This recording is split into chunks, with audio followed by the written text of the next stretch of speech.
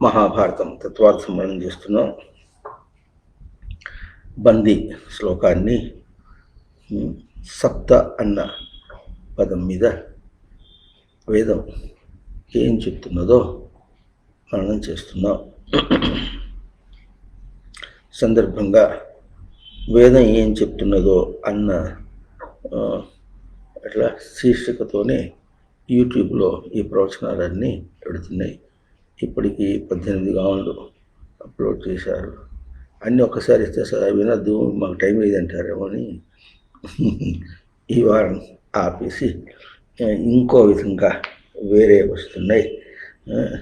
Science మీద కొన్ని papers ఇవాళ ఒకటి అప్లోడ్ అయింది, రేపు ఇంకోటి, ఎల్లుండి ఇంకోటి, అట్లా గబుక్కున వస్తాయి. ఆ తర్వాత మళ్ళీ వచ్చే వారం ఇవి కూడా వస్తాయి. సరే, సప్త శబ్దానికి అర్థం ఏంటి చెప్పుకున్నాం. సప సమవాయి, సమన్వయం కావటం. వెనుక షట్ శబ్దానికి ఎవరు అష్టావక్రుడు చెప్పిన దానికి ఇంకా ముందు అంజ వేస్తున్నట్టుగానే చెప్తూ వస్తున్నాడు. నువ్వు చెప్పిన దానికి ముందంజ, పోటీ ఏం కాదు. మరి వేదంతో చెప్పడంలో కూడా పోటీ కాదు.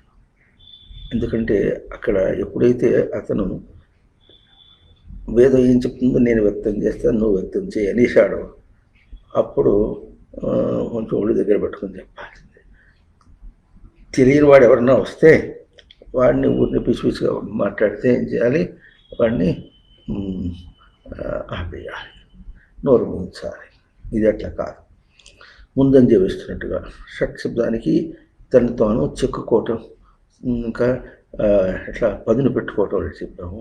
ఆ పదును పెట్టుకోవాలంటే ఏం కావాలంటే ఒకటే విషయం, సమాధానం ఉంటుంది, తాను సమన్వయం కావాలి.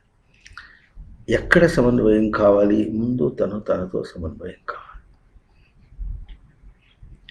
తనతో సమన్వయం కావటం అంటే అదేమిటిది? అసలు ఆ పదమే కొంచెం మెడకాయ మీద తెలకాయ ఉన్నవాడు లౌకికంగా ఆలోచిస్తే కూడా వాడికి ఏం అర్థం కాదు. లౌకికంగా ఆలోచిస్తే ఈ పదమునకు అర్థం కాదు. తనకు తాను సమన్వయం కావటం అంటే ఎట్లాగని. కానీ సమన్వయం కానందువల్లనే మనుషులందరూ కూడా కష్టమని, అదని, ఇదని, ఆందోళన, ఇంకా కంగారు పడటం, ఇటువంటివన్నీ తనకు తాను సమన్వయం కానందువల్ల వస్తుంది. ఏమిటా తనకు తాను సమన్వయం కావటం అనే మాట? అసలు ముందు తనకు తాను అన్నప్పుడు తనకు తాను ఇంకొక ప్రక్రియలోకి తీసుకు సమన్వయం అంటే, సమన్వయం అనే ఒక ప్రక్రియ అంటే అక్కడ ఇద్దరు నేనులు. ఆ ఇద్దరు నేనులు ఎట్లా? లోకంలో లౌకికంగా ప్రసిద్ధంగా చెప్తే అర్థం కాదు. లోపల ఎంతమంది ఉంటారండి? ఎంతమంది ఉంటారు? అటు చూస్తారే, గట్టిగా చెప్పండి. ఒక్కడే ఉంటాడు, ఇద్దరు ఉంటారా? ఇద్దరు ఉంటారు. మరి ఘర్షణ అంటే రాపిడి పడుతున్నాం అంటే, రాపిడి ఎప్పుడు వస్తుంది? 2 చక్కలు రాసుకుంటేనో, 2 రాళ్ళు రాసుకుంటేనో, 2 చేతులు రాసుకుంటేనో ఘర్షణ పడింది. ఘర్షణ పడటం, రాపిడి కావటము, మరి బాధపడటము, కుదురుకోకపోవటం. మన భాష సమన్వయం కావటం అర్థం కాకపోతే కుదురుకోకపోవటం. అది ఎట్లా వస్తుందంటే, గబుక్కన వీడు ఏమనుకుంటున్నాడంటే అది నాకు కుదురు కావటం లేదంటాడు. అది వచ్చింది పద. సమన్వయం అనే పదం ఎందుకు వచ్చిందంటే అది నాకు కుదురుకోవటం లేదనేసాడు. అంటే ఆ కుదురుకోకుండా తనకు రాపిడి కలుగుతున్నటువంటి ఆ స్వరూపాన్ని అది బయట చెప్పి మాట్లాడుతున్నాడు. అందువల్ల తనకు జిజ్ఞాస కలగటం లేదు. అర్థమవుతుందా? నాకు సమన్వయం కావటం లేదు వరకు సరైంది. అది అనే మాట వచ్చేటప్పటికి అది తన కల్పిత రూపమే, తన రూపమే అన్నమాట తనకు తెలియటం లేదు. బయటది ఏమైనా సరే తనకు తన స్వరూపమే. గబుకునే ఉంటాడు, మనస్సు ఆందోళనగా ఉంది, నేను ఆందోళన పడిపోతున్నాను, 2 మాటలు మాట్లాడేస్తాడు. అంటే ఇప్పుడు నేను ఆందోళన పడుతున్నాను, మనస్సు ఆందోళనగా ఉందంటే అప్పటికి నేను ఈజ్ ఈక్వల్ టు మనస్సు. అది సమానం అయిపోయినట్టుగా మాట్లాడతాడు. అక్కడ అది భేదము అన్నట్టుగా మాట్లాడతాడు. భేదమైతే సమానం ఎట్లా అవుతుంది? అది అర్థం కావటం. ఇప్పుడు దానివల్ల ఏమవుతుంది? సమన్వయం కావటం లేదు. ఘర్షణ పడుతున్నాను అని తనతో మాట్లాడతాడు. మనస్సు ఆందోళనగా ఉందంటాడు. అప్పుడు మళ్ళీ మన ఘర్షణకి రెండు ఒకటి అనుకుంటాడు. దానివల్ల తనకెందుకు ఘర్షణ కావాలి? అదేమిటి? దానివల్ల తన ఘర్షణ పడటం అనే మాట తనకు ప్రత్యక్ష ప్రమాణంగా ఉంటుంది మనుషులందరికీ కూడా. అదేదో బయట ఉన్నది, దానివల్ల తనకు ఘర్షణ కలుగుతుందని ప్రత్యక్ష ప్రమాణం. ఇంకా వేదాంతం చెప్పిన ఆ ప్రత్యక్ష ప్రమాణం కూడా అర్థం కాదు, కూడా చాలా ప్రత్యక్షంగా ఉంటుంది. వాడు నన్ను నలుగురిలో అవమానం చేసి అంత మాట మాట్లాడతాడా? ఎంత మాట మాట్లాడాడు? అంత మాట నేను ఇట్లా చెల్లించిపోయినట్టుగా వాడి మాటలు ఎట్టున్నాయి? బల్యాలు పెట్టి పొడిచినట్టున్నాయి అంటాడు. బల్యం పెట్టి పొడిస్తే ఎట్టుంటుంది? ఇప్పుడు విన్నా చూసుకున్నావని ఎట్టుంటుందో. బొంబాయి ఎట్లా ఉంటుందంటే అమెరికా లాగా ఉంటుంది అన్నట్లు. అమెరికా చూసి రాలే, బొంబాయి చూడలేడు. ఇప్పుడు బొంబాయి చూస్తున్నాడు. చూడండి, అమెరికాతో పోల్చుకుని ఏదో 4 అంతస్తుల బిల్డింగ్లు అక్కడక్కడ ఉండుంటాయి అంతే. అటువంటివి భీమవరం పోయినా సరే మొత్తం కాలనీ అన్నీ ఆగిపోయాయి. ఇప్పుడు ఇటు పోయినా అదే ఉన్నాయి, అక్కడేవో ఉన్నాయి, జూబ్లీ హిల్స్, హైటెక్ సిటీ అన్నీ అవే. ఇంకా అవతలేదు మండపేట మనవరం ఏదో ఉన్నాయి, అక్కడ అవే ఉన్నాయి అన్ని విజయవాడలో కూడా అంతా అన్ని క్రేన్లతో పనిచేస్తున్నారు వాళ్ళంతా. అన్ని అది చూసి అమెరికా లాగా ఉందంటే ఎట్లా ఉంటుందో అట్లాగే దాంతో నేను సతమతం అయిపోతున్నా, వాడితో సతమతం అయిపోతున్నా.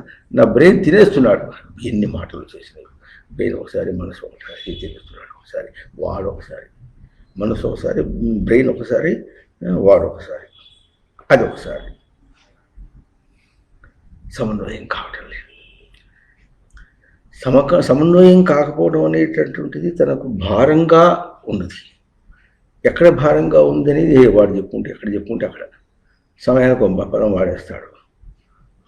నా తెలివినే వాడు ఎదురుతిని మాట్లాడతాడా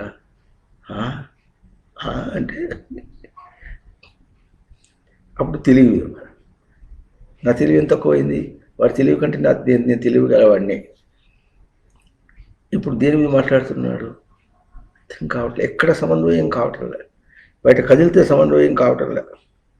బయట కదిలితే ఎప్పుడు ఎట్లా వస్తాయి? ప్రతిదానికి ముందు ద్వైతం వచ్చి కూర్చుంటుంది. ద్వైతం అంటే తెలుస్తుంది నీకు? ఏంటి? నువ్వు ఇంగ్లీష్లో డ్యువాలిటీ అంటే అర్థమైంది. ద్వైతం అంటే డ్యువల్ అంటే రెండు అర్థం కాదు, మారు రూపం. తనకు మారు రూపం అది మనకు తెలియటం లేదు. ద్వైతం అంటే రెండవది అని మాట్లాడు. రెండవది అంటే that can be something else. దానివల్ల నాకు కష్టం వస్తుంది అంటున్నాడు. అంటే ద్వైతాన్ని ఈ విధంగా మాట్లాడుతున్నాడు. తనకు నిజంగా ఎందుకు వస్తుందంటే అది అని ఏమంటున్నాడో అదంతా తన దగ్గర ఉన్నటువంటి స్వరూపం, తన గుర్తింపు స్వరూపం. దాన్ని తాను అట్లా గుర్తించాడు. అది ఆ గుర్తింపు తన దగ్గరికి వచ్చేటప్పటికి తనకి ఎట్లా ఉంది? బాధగా అడిగించుకుంటున్నా. అది అనేది అంటున్నాడో తాన్ని, అది తన గుర్తింపులో ఉన్నది, తను గ్రహించినట్టుగా ఉంది, తను అనుకున్నట్లుగా ఉంది. ఎంత మాట మాట్లాడాడు వాడు అనేటప్పటికీ వాడిదేమో మాట్లాడేదేమో మాట, వీడిది ఎంత మాట అని ఒక ఎట్లా బరువుగా మాట్లాడినట్టుగా మాట్లాడేశాడు. ఇది తన దగ్గర భాష, తన భాష. అర్థమైంది? ఇప్పుడు ద్వైతమా రెండవది అంటే, రెండవది అంటే వాడన్నది. ద్వైతం అంటే వాడన్నదాన్ని తనటి తీసుకున్నాడు. ఇప్పుడు తనకు బాధ, వాడన్నదాన్ని తను తీసుకున్నందువల్ల బాధ కలుగుతుందా, వాడన్నందువల్ల బాధ కలుగుతుందా?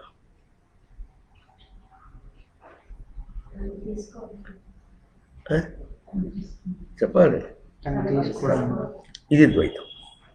తనకే మారు రూపం అన్నమాట. మారు రూపం అంటే తన రూపం కాకుండా తనకు ఇంకొక రూపం వచ్చేటప్పటికీ అప్పుడు ఘర్షణ. తనకు భార్య ఉండగా ఇంకో సవతి అంటేను, పురుషుడు ఉండగా ఇంకొక పురుషుడు అని వస్తేను ఎట్లా ఉంటుందో ద్వైతం ఎప్పుడు కూడా. అట్లాగే తాను శాంతంగా ప్రశాంతంగా ఉండగా కామక్రోధ లోభం మోహమదమత్సరములు ఏ ఒక్కటి వచ్చినప్పుడు కూడా ఎట్లా ఉంటుందో. కానీ ఇవన్నీ ఏం చెప్పినా అర్థం కావటం లేదు.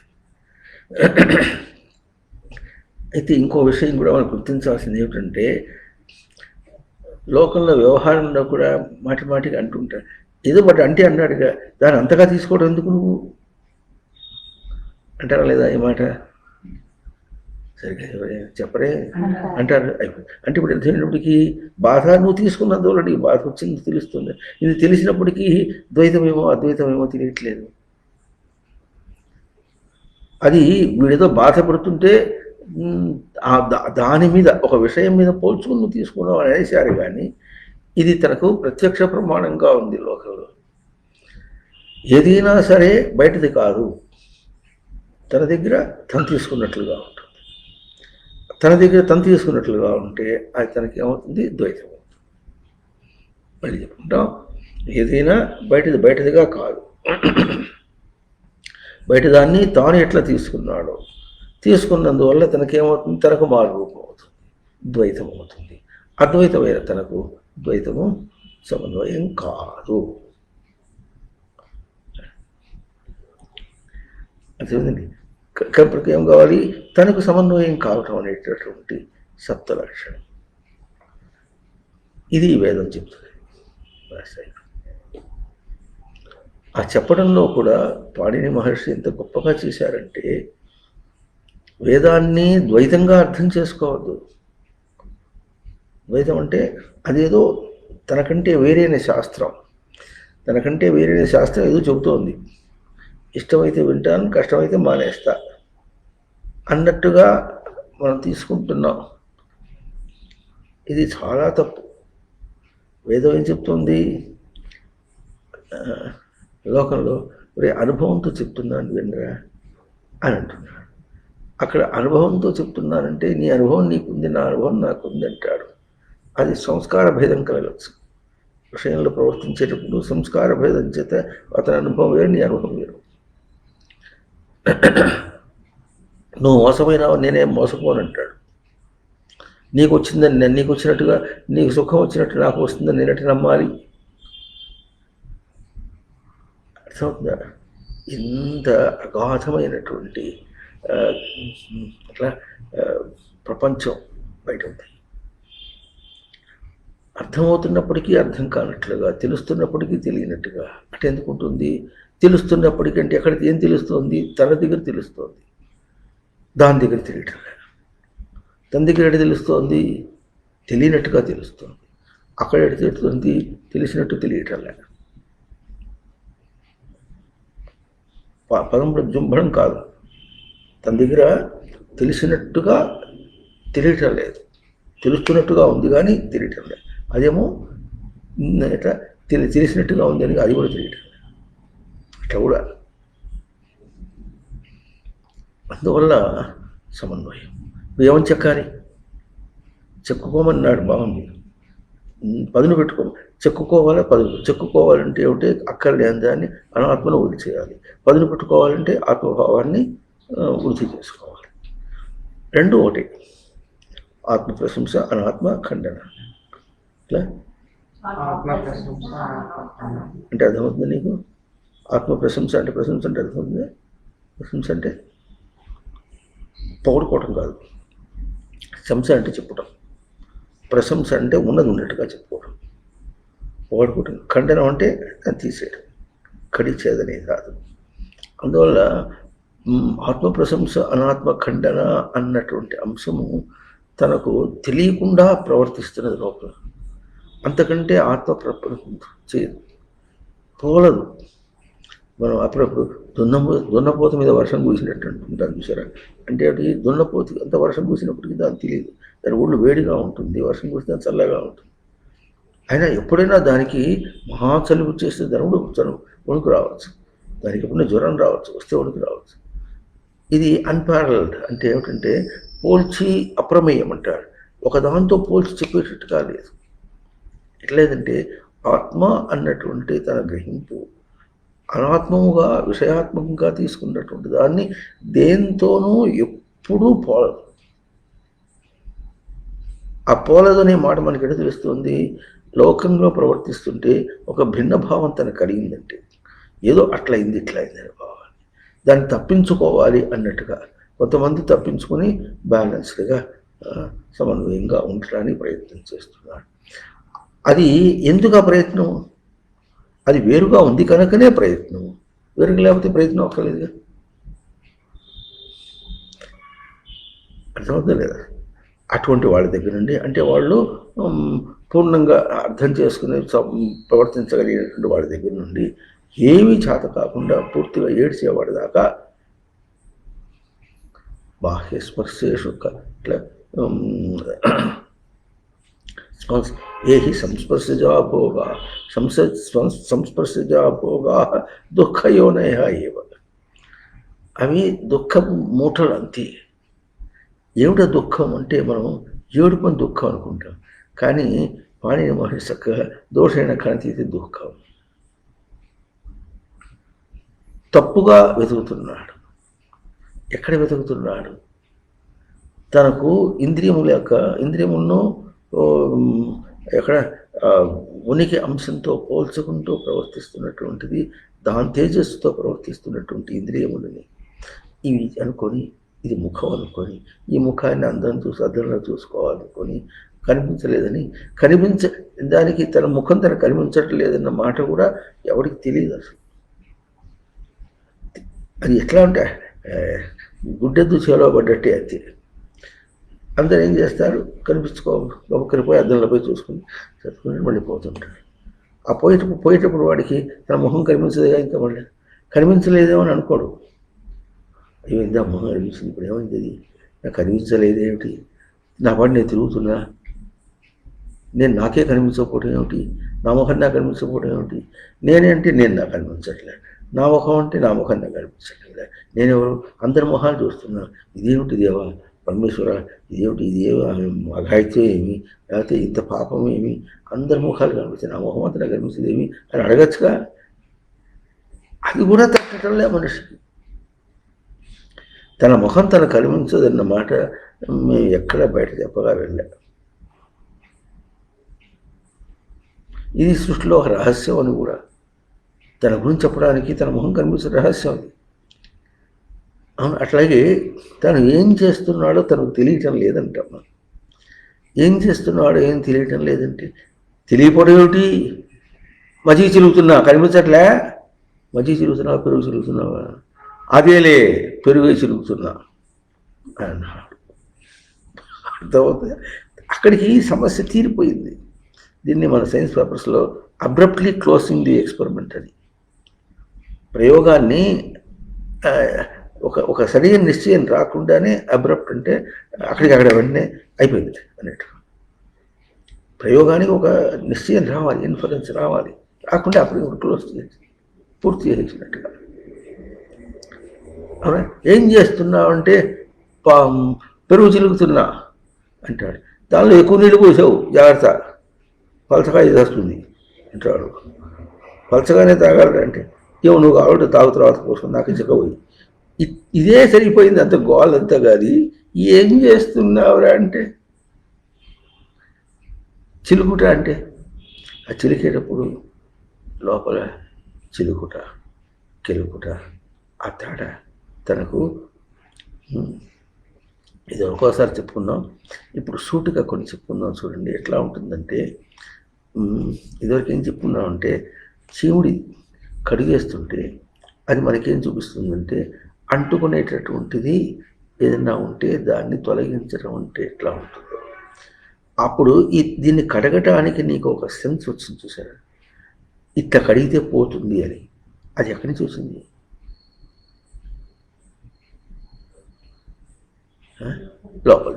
లోపల ఎట్లా ఉంది? లోపల చీవుడు ఉందా? లేదు. చీవుని కడిగావా లోపల? అర్థమవుతుందా?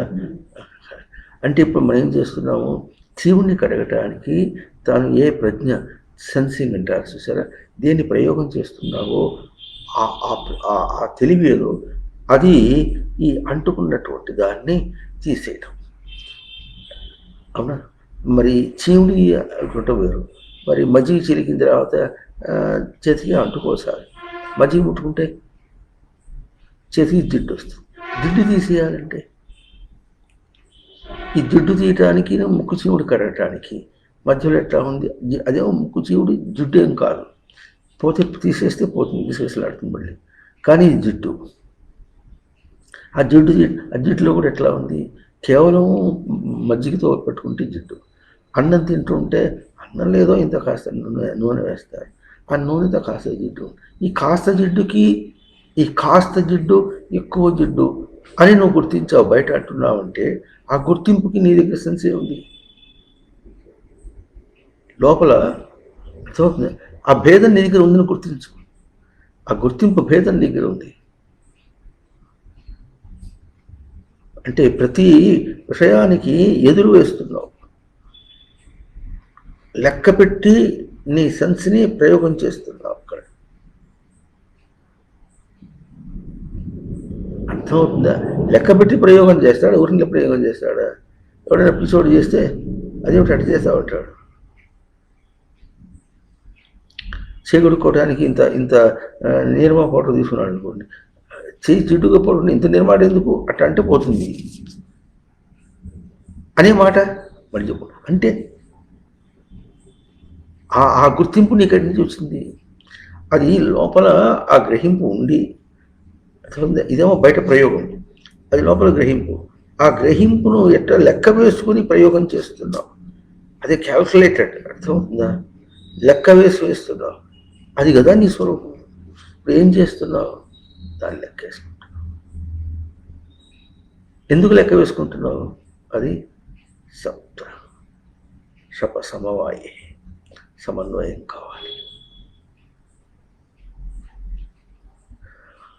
అర్థమవుతుందా? లెక్క వేసుకుని ప్రవర్తించాలి. అది ఎట్లా ఉండాలంటే ఇట్స్ ఆటోమేటిక్ అన్నారు. ఆటోమేటిక్ అంటే తెలుగు పదమేనా? తెలుగు పదమేనా? ఇంగ్లీషా? అయితే వీడికి కూడా ఇంగ్లీష్ వచ్చేస్తాం. అంటే ఎవరో చెప్పింది కాదు, నన్ టు ప్రాంప్ట్, ఎవరు తనకు వెనకాల చెప్పింది ఏం కాదు. అది కూడా మనం గుర్తించాలి. అట్లా తెలియకపోతే ఇది ఈ ప్రజ్ఞ, ఈ గొప్పతనం కేవలం బయటతోనే పోల్చుకుంటే, తనలో తను సవరించుకోవడం అంటే, తనలో తాను అంటే మళ్ళీ తాను బయట దానితో ప్రయోగం చేయటం. ఇంకా చాలా అంటే ప్రాపర్టీస్ అంటారు, గుణములు అంటారు. ఇది ముక్కు చెవుడికేమో అంటుకునే గుణం ఉంది, నేతికి కూడా అంటుకునే గుణం ఉంది, నూనెకి అంటుకునే గుణం ఉంది. తిల స్నేహ అనే ధాతు, తిలలు అన్నారు అన్నిటి. మనం నువ్వులు అనేస్తాం, కానీ నువ్వులు అంటే తిలలు, అంటే స్నేహం కలుగుతుంది. ముట్టుకుంటే మనతో స్నేహం పొందుతుంది. అది స్నేహం అంటే జిడ్డు అంటుకుంటుంది కనుక స్నేహం అని తిలలు అని గౌకనేశారు. తిలలు అంటే నువ్వులని, జిడ్డు వస్తుందని చెప్పి, ఆ జిడ్డు అంటుకుంటుందని చెప్పి అందుకని ఏం చేశారు, ఎవరైనా చచ్చిపోతే ఏం చేశారు, అందరూ తిలోదకాలు ఇచ్చేస్తారు. తిలోదకాలు ఇస్తారంటే నూనె వాళ్ళకి ఇచ్చారండి. తిలములతో పాటుగా ఉదకం అన్నారు. అట్లాంటి వాళ్ళతో స్నేహాన్ని వదిలేస్తున్నాం. అదేదా? సరే, ఇప్పుడు ఇది ఒక లెక్క కదా. తిలము అంటేనేమో నూనె అని, అని మనం జిడ్డు అని అనుకుంటే, వాడు జిడ్డు మనుషులు, వాళ్ళు మన జిడ్డు, ఆ జిడ్డును వదిలేసుకున్నాం అంతేగా అర్థం. ఇప్పుడు స్నేహం వదిలేసాం అనమాట. అంటే ఒకప్పుడు వాళ్ళతో స్నేహం పట్టుకున్నాం అని అర్థం. మరి స్నేహం పెట్టుకుంటే ఉన్నట్టు, వదిలేసినట్టు. తిరోధకాలైతే ఇచ్చేశారు, కానీ ఏడుస్తూనే ఉన్నాడు. 10 సంవత్సరాలు అయింది ఆయన పోయి, ఇప్పుడు ఏడుస్తూనే ఉంది.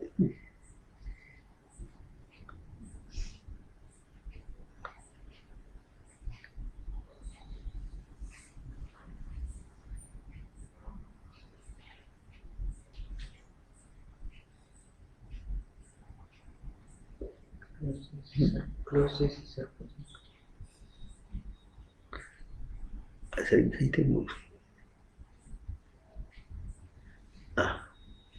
ఏదో అడ్డం వచ్చింది. ఎక్కడ మనం కంప్యూటర్ అడ్డం వచ్చింది. తిలాలంటే స్నేహం. స్నేహం ఇవ్వటం అన్నమాట.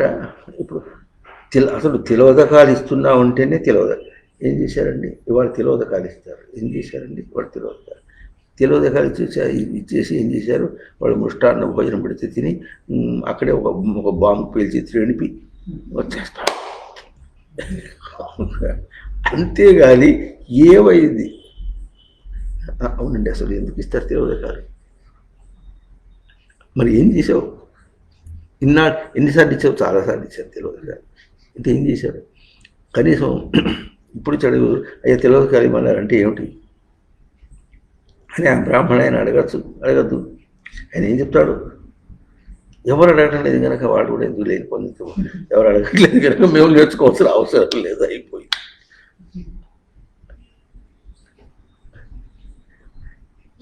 ఇట్లాంటి అస్తవ్యస్తాలు ఉంటే ఇప్పుడు ఏమవుతుంది? అస్తవ్యస్తం అనే మాట ఇది అస్తవ్యస్తంగా కూడా అవునట్టుగా అనిపిస్తుంది, కరెక్ట్గా అనిపిస్తుంది. అయినా ఇది అస్తవ్యస్తంగా కాసేపు నవ్వేసి జోకు మాట్లాడేసి మన తన గోళ్ళ పరిగెత్తాడు మళ్ళీ. అంటే మనిషి ఏం చేస్తున్నాడంటే, ఇంగ్లీష్లో ఒక సామెత ఉంటుంది మీకు తెలిసిన, I agree to disagree with you అని ఒక సామెత. కాదు, I disagree to agree with you కాదు, I agree to disagree with you అంటే నీతో ఒప్పుకోకుండా ఉంటానని ఒప్పుకుంటా అన్నట్టుగా తిరుగుతాడు లోకం అంతా. నీతో ఒప్పుకోకుండా ఉండడానికి ఒప్పుకుంటా, ఒప్పుకోవడానికి ఒప్పుకోను, ఒప్పుకోకుండా ఉండడానికి ఒప్పుకుంటా. ఒప్పుకున్నట్టుగా ప్రవర్తిస్తున్నాడో, కావాలని ప్రవర్తిస్తున్నాడో, అక్కర్లేదని ప్రవర్తిస్తున్నాడో, అసలు ఏం కావాలని ప్రవర్తిస్తున్నాడో, తన ప్రవర్తనకు ఆధారం ఏమో డబ్బులు కావాలంతేగా. ఉద్యోగానికి పోతాడు, జీవితంలో వస్తుంది కదా, అక్కడ ఏదో పని చేసేసి వచ్చి జీవితం తీసుకుని వచ్చేసిగా ఎంత పెట్టుకుంటాడంతా రచ్చబండంతా ఉంటుంది అక్కడ. పెళ్ళాన్ని ఎందుకు పెళ్లి చేసుకున్నాడు? వంట చేసి పెట్టాడు, వంట చేసి పెట్టింది కమ్మగా తినేసి, నీ పన్ను చూసుకోవచ్చుగా. అదేట ఏదో అట్లా కొంచెం రాపిడి ఉంటే తోచుతుంది. ఎంత తోచుతుంది? నేనని తోచుతుంది. అసలు తోచుతుంది అంటే ఏమిటి అర్థం ఇంతో చెప్పలేదు ఎవరు. అది తోచుతుంది పోయి తోస్తుందంటే వాడెందుకు నేను దోస్తా పట్టు అంటాడు వాడు.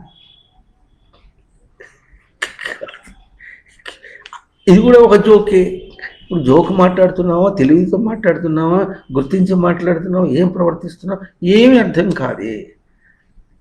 How do you correlate? అర్థమవుతుందా? ఎట్లా సమన్వయం అవుతావు? ఒకరితో ఒకరి కోరిలేట్ అంటే దానికి దీనికి సంబంధం రిలేషన్. కోరిలేట్ ఎట్లా సంబంధం పెడతావు? కుదరటం లేదు. అవునా? కనుక మనం గుర్తించవలసిన విశేషం ఇప్పుడు ఏమిటంటే, సప్త శబ్దానికి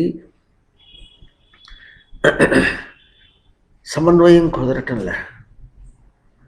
అంత రాపిడిగా ఎన్ని జన్మల్లో సమన్వయం కుదరకుండా తిరుగుతున్నప్పటికీ కూడా తాను బయట ఏమీ విడలేనట్టుగానే ఉంటున్నాడు. ఒకటా రెండా? లోకం ఎట్లా ఉంటుంది? లోకంలో ఏం చేస్తాడు? ఒకసారి కనుక 2 మాటలు అబద్ధం చెప్తే 3వ మాట నమ్మడు. అంత తెలివి ఉంది లోకంలోని. ఈ లోకమంతా నిన్ను మాటికి మోసం చేస్తుంటే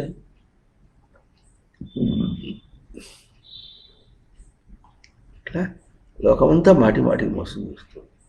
మోసపోయేది నేను. తాను మోసపోతున్నానని తెలియలేదే. ఆ మోసపోవటం అంటే తెలిసిన తాను మోసపోవటం అంటే వాడు వస్తాన్నాడు, రాలేదు. మోసం ఏమి చెప్పండి? వస్తానన్నాడు, రా, ఇంతే మోసం. ఈ కాస్త మోసానికి ఎవడు మోసం చేసి ఎవడు నమ్మకూడదు.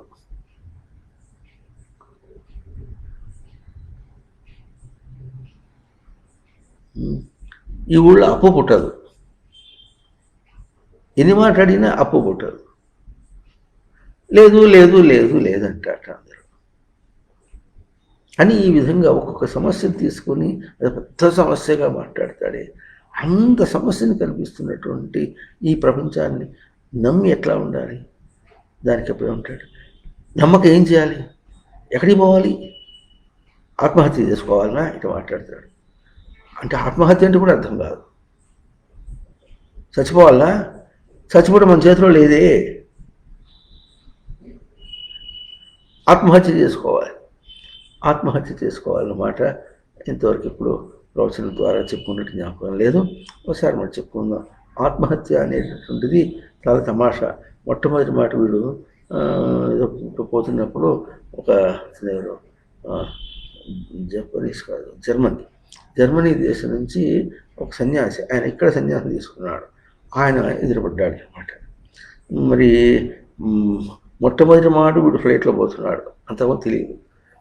బయట చూసి ఎట్లుంటుందో కూడా తెలియదు. ఆయన ఏం చేశాడు, కూర్చుని ఆయన ఒక సెల్ తీసుకున్నాడు, చెప్పి ప్రవచనం చెప్పమంటాడు, రికార్డ్ చేస్తారంటాడు. ఆయన అడిగింది ఏమిటంటే ఆత్మహత్య గురించి ముందు చెప్పమన్నాడు. అంటే ఇది కొన్ని డిబేటింగ్, కొంతమందికి సరిగా అవగాహన, మంచి అవగాహన కావటం అనేటటువంటి జిజ్ఞాస ఉంది, అంతకంటే ఇంకేం కావాలి. ఆయన అడగటం ఏమిటి చెప్పడానికి. అక్కడ మన విశేషం ఏమిటంటే, గుర్తించవలసిన విశేషం ఏమిటంటే, పదం ఆత్మహత్య అన్నాడు. ఆత్మ అంటే హత్య అంటే చంపుట, ఆత్మ అంటే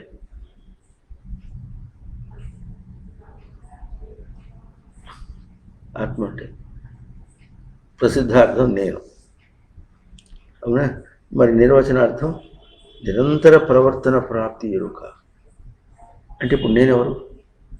నిరంతరమైన ప్రవర్తన, నిరంతరంగా ప్రాప్తి, తను తాను పొందుట, నిరంతరంగా తనకు తన ఎరుక, ఇది నేను. అక్కడ తెంపు లేదు, నిరంతరమే, తెంపు లేదు, తెగదు. అది ఆత్మ. ఆ ఆత్మని చంపడం అంటే ఎటు చంపుతాడు? అవుతుందా లేదా? చంపుతాడెవడు గనక, చస్తాడెవడు గనక, ఇవన్నీ మళ్ళీ భగవద్గీత అంటే అంత వినొచ్చు. అది కూడా ఎట్లా ఉంటుంది? అతకనే అతకదు లోపలికి, దందుపదేవపోతే లోపలికి ఎక్కినట్టుగా ఉంటుంది, కానీ అతను లోపలికి పోదు. అది సిరింజ్ పెట్టి లోపలికి ఎక్కించినా కూడా అది ఒక చోటు నుంచి ఎక్కిస్తుంటే ఇంకో చోటు నుంచి బయటకు వార్త కొడుతుంది, నిలవదు. అవునా? దాన్ని చంపడం అంటే ఇప్పుడు వీళ్ళు అనుకుంటారు ఆత్మహత్య అంటే దేహం ఆత్మ అనుకున్నాడు గనక దేహాన్ని చంపేస్తే ఆత్మహత్య చేసుకున్నాడు. ఆత్మహత్య చేసుకున్నాడు.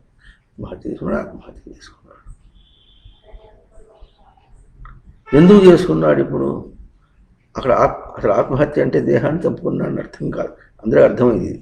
ఇప్పుడు ఆత్మహత్య అంటే, ఆత్మ అంటే నిరంతర ప్రవర్తన. తనకు లౌకికంగా ఒక కష్టం వచ్చింది, ఆ కష్టాన్ని తాను నిగ్రహించుకోలేకపోయినాడు, ఒప్పుకోలేకపోయినాడు. ఆ కష్టం తంది కాదు కదా, ఇది లౌకికమే కదా. లోకంలో చేసింది ఒక తప్పు అయితే దాన్ని తనది అనుకొని ఆత్మభావం చేసిన వాడు అపరాధం.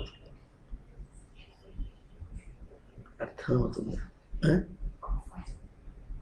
లోకంలో ఒక తప్పు చేసాం అనుకో, ఆ తప్పు లౌకికమే.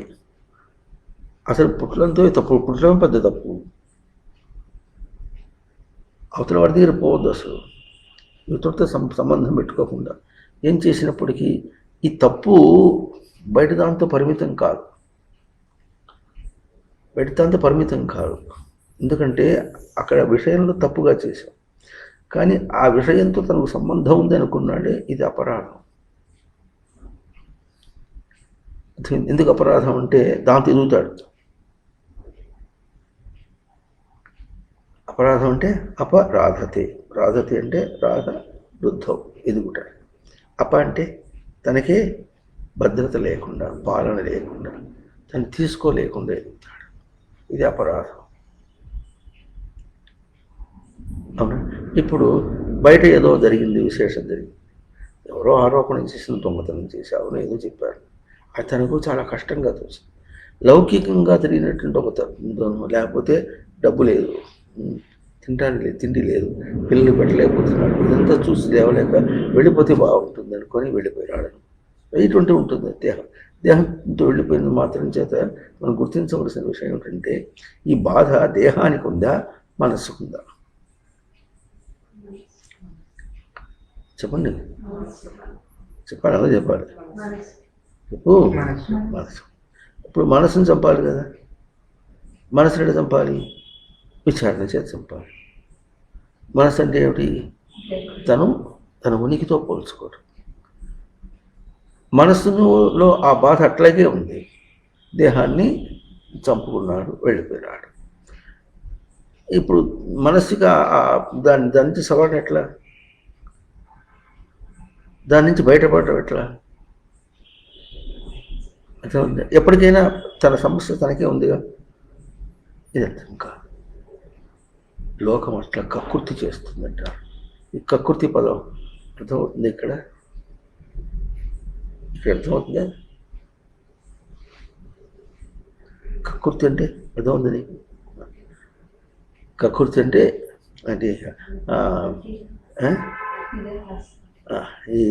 ఏదో ఆ సమయాన్ని టక్కుని చేసేసి అన్నట్టుగా కక్కుర్తి పట్టడం అనమాట. అట్లా అంత తీవ్రం దగ్గర నుండి ఇంతే సత్యం. ఎన్నెన్నా కక్కుర్తి కానీ దెబ్బ కానీ ఏమైనా కానీ ఎటైనా సరే ఏమైనా సరే ఈ బతకాల్సింది ఇంకెట్లా అనుకుంటాడు. నువ్వు బతకవురా, చచ్చిపోతావురా అంటే చచ్చిపోతావు అన్నాడు అంటాడు. నువ్వు సత్యబానే ఉంది కానీ అంటే తప్పు వచ్చింది. రేపు ఎవరైనా చచ్చేవాళ్ళే అన్నాడు. ఎంత కోపం వచ్చింది వాడు చూడు అన్నాడు. ఎవరైనా చచ్చేవాళ్ళే అంటున్నాడు. నువ్వు కూడా చస్తావు అంటాడు. వీటన్నిటినీ ఇట్లా తీవ్రంగా తీసుకొని ఇట్లా ప్రవర్తిస్తూ పోతుంటే సమన్వయం ఎట్లా?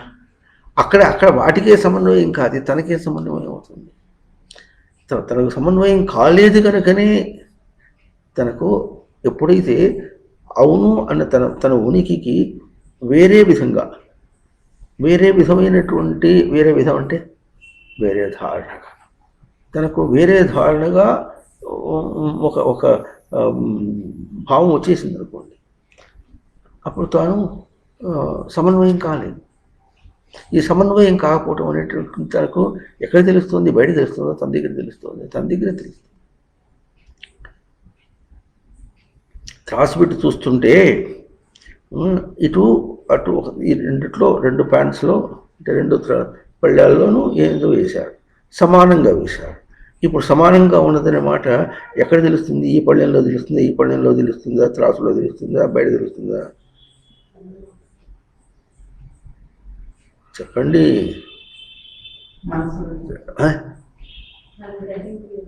ముందు విషయం పోలిక ఎక్కడ తెలుస్తుంది? త్రాసులోనే తెలుస్తుంది. సమానం అనే మాట త్రాసులో తెలుస్తుంది. తేడా ఉంటే అది ఎక్కడ తెలుస్తుంది? అది కూడా త్రాసు మనకు కావాల్సింది.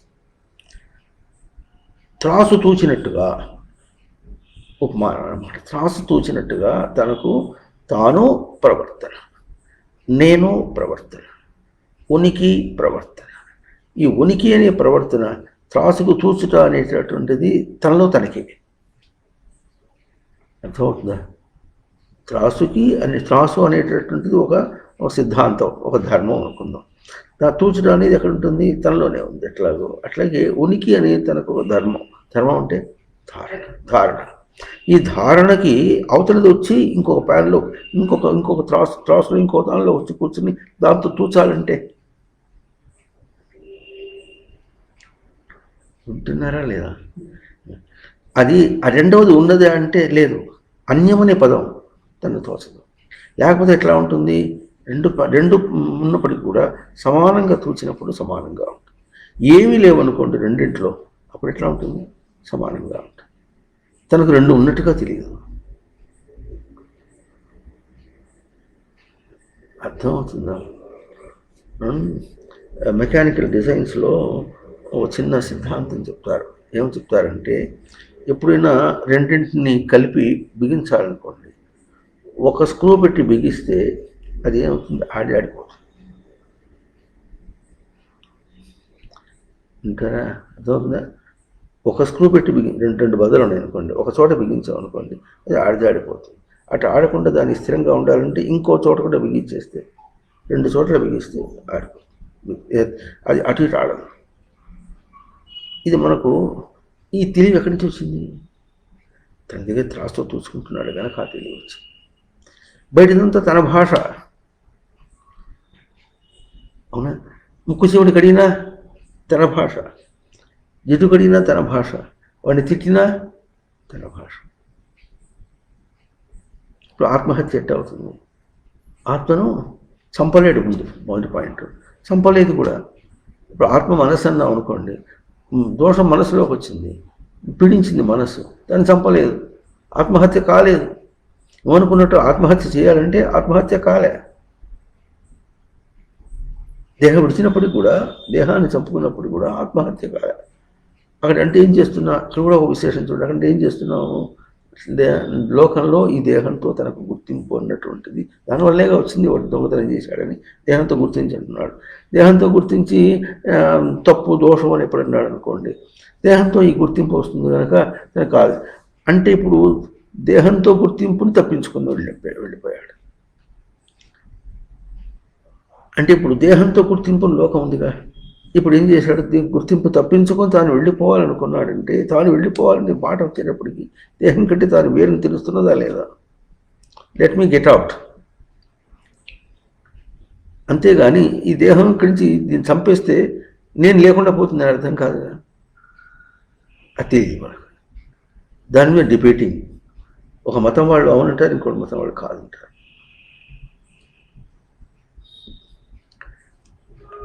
అవుతుందా? అందుకని మొట్టమొదటి దానిలో సప్త గ్రామ్యా పశవ అని పోయిన వారం చెప్పుకున్నాం. గ్రామ్యం అంటే గ్రస్వాదనే ధాతువు. సప్త అనేది గ్రామ్యం, గ్రహింపదగినదిగా. గ్రామ్యం అంటే గ్రస్వాదే ధాతుతో, గ్రామ్యం అంటే గ్రహింపదగినది. గ్రాహ్యం అంటే గ్రహ ఉపాదానికి గ్రహింపతగినది ఎట్లా అర్థము, గ్రామ్యము అంటే గ్రహింపతగినది. అవునా? ఏమి గ్రహింపదగినవి? పశవ, తనకు బంధమై తనకు బంధించి నిలుపుకున్నాడు, తన వశంలో ఏది పెట్టుకున్నాడు, అది తనకు గ్రామ్యం. ఏం పెట్టుకోవాలి అంటే ఇదంతా కూడా మళ్ళీ ఎంత చెత్త అంటే చెత్త అంటే చెత్త. తాను ఎంత దూరం పోయి నేను అనుకున్నాడో అవన్నీ తన వశంలో ఉంటాడు. ఎన్ని బయట రూపాలతో అనుకున్నాడో, ఎన్ని బయట విషయాలతో అనుకున్నాడో, లేక లోపల వాటిని లోపల పెట్టుకున్నట్టు అనుకున్నాడు, తనను బయట ఈడ్చుకున్నాను అనుకున్నాడు, అనుకోకుండా ఎట్లా చేస్తున్నాడు, ఇవన్నీ కూడా తను బంధించేటటువంటివి కనుక వాటిని తన వశంలో పెట్టుకుంటే అప్పుడు సప్తం. ఆ పెట్టుకుంటే అది తనకు పశువులు. ఇది మళ్ళీ పశువులు అంటే మనం ఉపమానంగా చెప్పుకుందాం అనుకోండి. ఏం చెప్పుకున్నాం, పశువులు అంటే ఎట్లుంటాయి, కట్టేసి పెడతాం, ఎక్కడైనా బయటికి తీసుకెళ్ళినా కూడా మన వశంలో ఉంటుంది. అర్థమవుతుంది? మేపుకోవడానికి గుడ్డు తీసుకెళ్ళినా అవి దాని పాటికి మేస్తున్నాయి, కానీ కాపరి అక్కడ ఉంటాడా లేదా, అటు పోకుండా చూసుకుంటాడు. మళ్ళీ ఇంటికి తీసుకొచ్చి మళ్ళీ కట్టేస్తాడు. అవి ఎప్పుడు బంధని అన్నారు, అంటే బంధి. ఇది ఉపమానం అన్నారు. ఈ ఉపమానం, ఈ బంధని అనేది ఆ పైన గొడ్లతో పోల్చుకుని ఒక ప్రయోగం. కానీ బంధనే అంటే తనకు ఇంద్రియములు ఉన్నాయి. ఎట్లా ఉన్నాయండి? నేను అనే దేహం అనుకుంటే దేహానికి కట్టుబడి ఉన్నాయా, దేహానికి కట్టుబడకుండా ఉన్నాయా?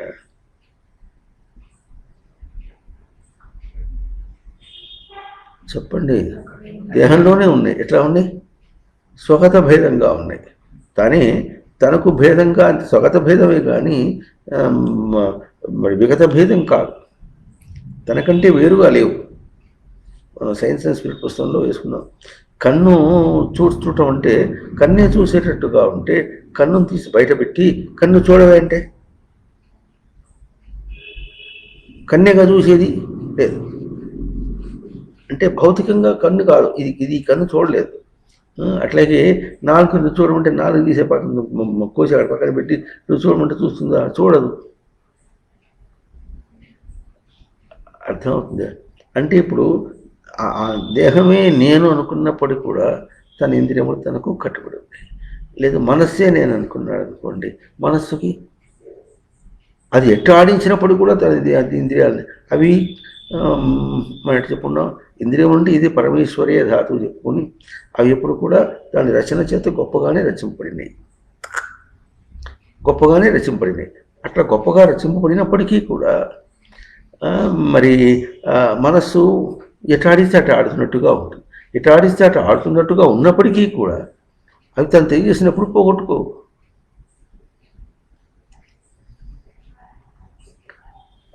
తను తెలిసినప్పుడు పోగొట్టుకో.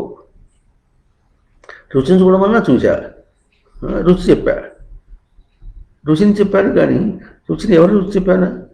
నాకు తేజస్సు ఏమిచ్చావో ఆ దాని యొక్క రుచి చెప్పా. అర్థమైందా? తీపి అన్నాం అనుకోండి, దీన్ని ఏమంటారు? మనోధర్మం అంటారు. వేదాంతంలో మనోధర్మం అంటారు. తీపి అనేది బయట లేదు, మనస్సు ధరించినది. మనోధర్మం అంటే మనస్సు ధరించింది. ఆ ధర్మం అనే మనోధర్మం అనే పదం వాడేస్తారు. కానీ మనోధర్మం అంటే మనసు ఒక ధర్మం ఉంది ఏంటి? ధర్మం అంటే మన అర్థం ఏంటిది? మంచి అని అర్థం. ధర్మం అంటే మన భావం మంచి అని.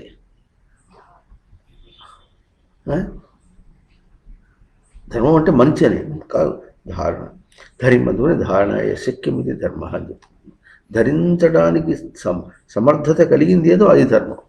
ఇప్పుడు మనస్సు ధర్మం అంటే మనోధర్మం అంటారు. మనస్సు తీపిని ధరించి ఉండగలిగినటువంటి ధర్మం అది ఉండలేదు. అంటే అక్కడ అర్థం చెప్పాడు తీరట్టు చెప్తారంటే మనస్సు అనుకున్నదని చెప్పడానికి మనోధర్మం అంటారు. అనుకున్నదంటే బాగుంది. ధర్మం అంటే ధరించదగిందంటే మనసు ధరిస్తున్నది, ధరించగలిగిందంటే మనసు ఎక్కడ ధరిస్తుంది? తీపిది ఒకటి తింటుంది, రెండో మాట వచ్చినప్పటికి తీపి తగ్గుతూ ఉంటే వెగటంటుంది. మళ్ళీ మనసు ధరించలేదు. నాలుక దాకా తీసుకొచ్చి మళ్ళీ వెగటంటుంది. నాలుక కూడా చెప్తుంది తా చెడ్డపోతే బలమంతా చెరిచింది అన్నట్టుగా మనసు ఏం చేస్తుంది? నాలుక దాకా తీసుకొచ్చి చెరచడం బాగుపడటం చెప్పి చూడు ఈ మడి తినకు అటు. ధర్మం లేదు అక్కడ. అంటే ఏమేమి మన పదములు బయట పాడుతున్నామో వాటికి స్థిరత్వం లేదు. ఇదమిత్తం అని చెప్పడానికి, ఇదమిత్తం అంటే తెలిసిన, ఇదమిత్తం అంటే తెలుసా? ఎట్లా? ఇది ఇంతే. ఇదం ఇత్తం, మిత్తం కాదు ఇత్తం. ఇదం ఇత్తం చెప్పండి. ఇదం ఇత్తం చెప్పండి. అందరూ చెప్పాలి. అక్కడ ఫేస్బుక్లో ఎవరెవరు ఉంటున్నారో అందరూ కూడా చెప్పాలి. ఇదం ఇత్తం. కొన్ని పదములు మనం బాగా అర్థం చేసుకోవాలి. అంటే ఇదం అంటే ఇది, ఇత్తం ఈ విధంగా అని లేదు. చెప్పడానికి నిశ్చయం చేసి చెప్పడానికి ఏది లేదు. కదిలిపోతున్నాడు దాన్ని పట్టుకొని.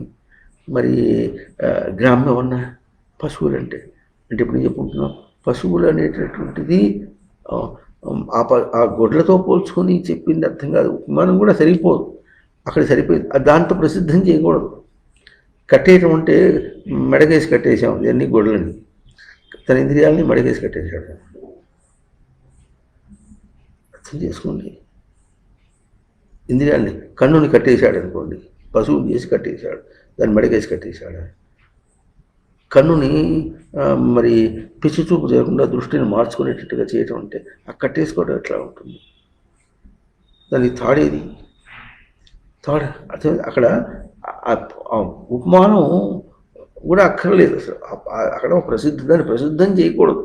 అక్కడ ప్రయోగం చేశారు, మనం కట్టేసాం కనుక పశుబంధనే అన్నారు, కనుక కట్టివేయబడినటువంటివన్నీ పశువులు అన్నారు. అర్థమవుతుందా? మరి యజ్ఞం చేస్తే పశుబలి ఇవ్వాలన్నారు, పశుబలి ఇవ్వాలంటే కట్టిపడి శుద్ధాన్ని బలి ఇవ్వాలన్నారు. కట్టుబడి అంటే గొడ్లు మేకలు ఏవో ఉన్నాయి. ఆ మేకలు వచ్చేడు కొట్టేస్తే యజ్ఞం అయిపోతుంది.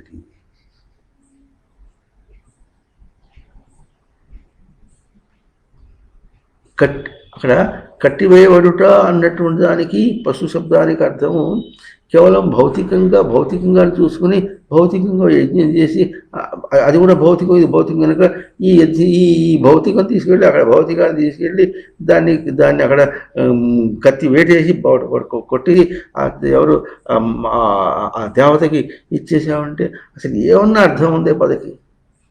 ఎంత మూర్ఖత్వం! చేయవలసింది చేయొద్దు లేదుగా. యజ్ఞం తనది. తస్మాత్ సర్వగతం బ్రహ్మ నిత్యం యజ్ఞే ప్రతిష్ఠితం. తన ప్రతి చిన్న ప్రవర్తన యజ్ఞ. ఆ ప్రవర్తనకి తన ఇంద్రియములు ఇష్టం వచ్చినట్టుగా ప్రవర్తిస్తుంది. దాన్ని కట్టివేయాలి. దానికి దాన్ని బలి శబ్దానికి కూడా మనం ఏం చెప్పున్నాం, బల ప్రాణనే ధాతువు చేతపడి దానికి ప్రాణం ఇవ్వాలి. దానికి ప్రాణం ఎట్టపోతుంది? విషయ దృష్టి ఇస్తే దాని ప్రాణం పోతుంది. దానికి ప్రాణం ఇవ్వాలి. విషయ దృష్టి నుంచి కట్టేస్తే దాన్ని కట్టేసుకుని ప్రాణం ఇవ్వాలి. అది పశుబలి. ఆ పశుబలి చేస్తే ఏమవుతుంది? తను యజ్ఞం చేసిన వాడు అవుతాడు. యజ్ఞం అంటే దేవపూజ, సంగతీకరణము, దానము చేసిన వాడు అవుతాడు. అప్పుడు లోపల తనకు తన దేవతా స్వరూపమేమి క్రీడ, విజిగీష, తన క్రీడ, తన కర్మ తృప్తి అవుతుంది. అది యజ్ఞం. ఇంత అర్థంగా ఉంటే బయట చెప్పేసి ఏం చేశారంటే యజ్ఞకుండ మండిత పాపిష్టి ఏదో పేరు పెట్టుకుని ఓ బిరుదు పెట్టుకుంటే ఏమర్థం?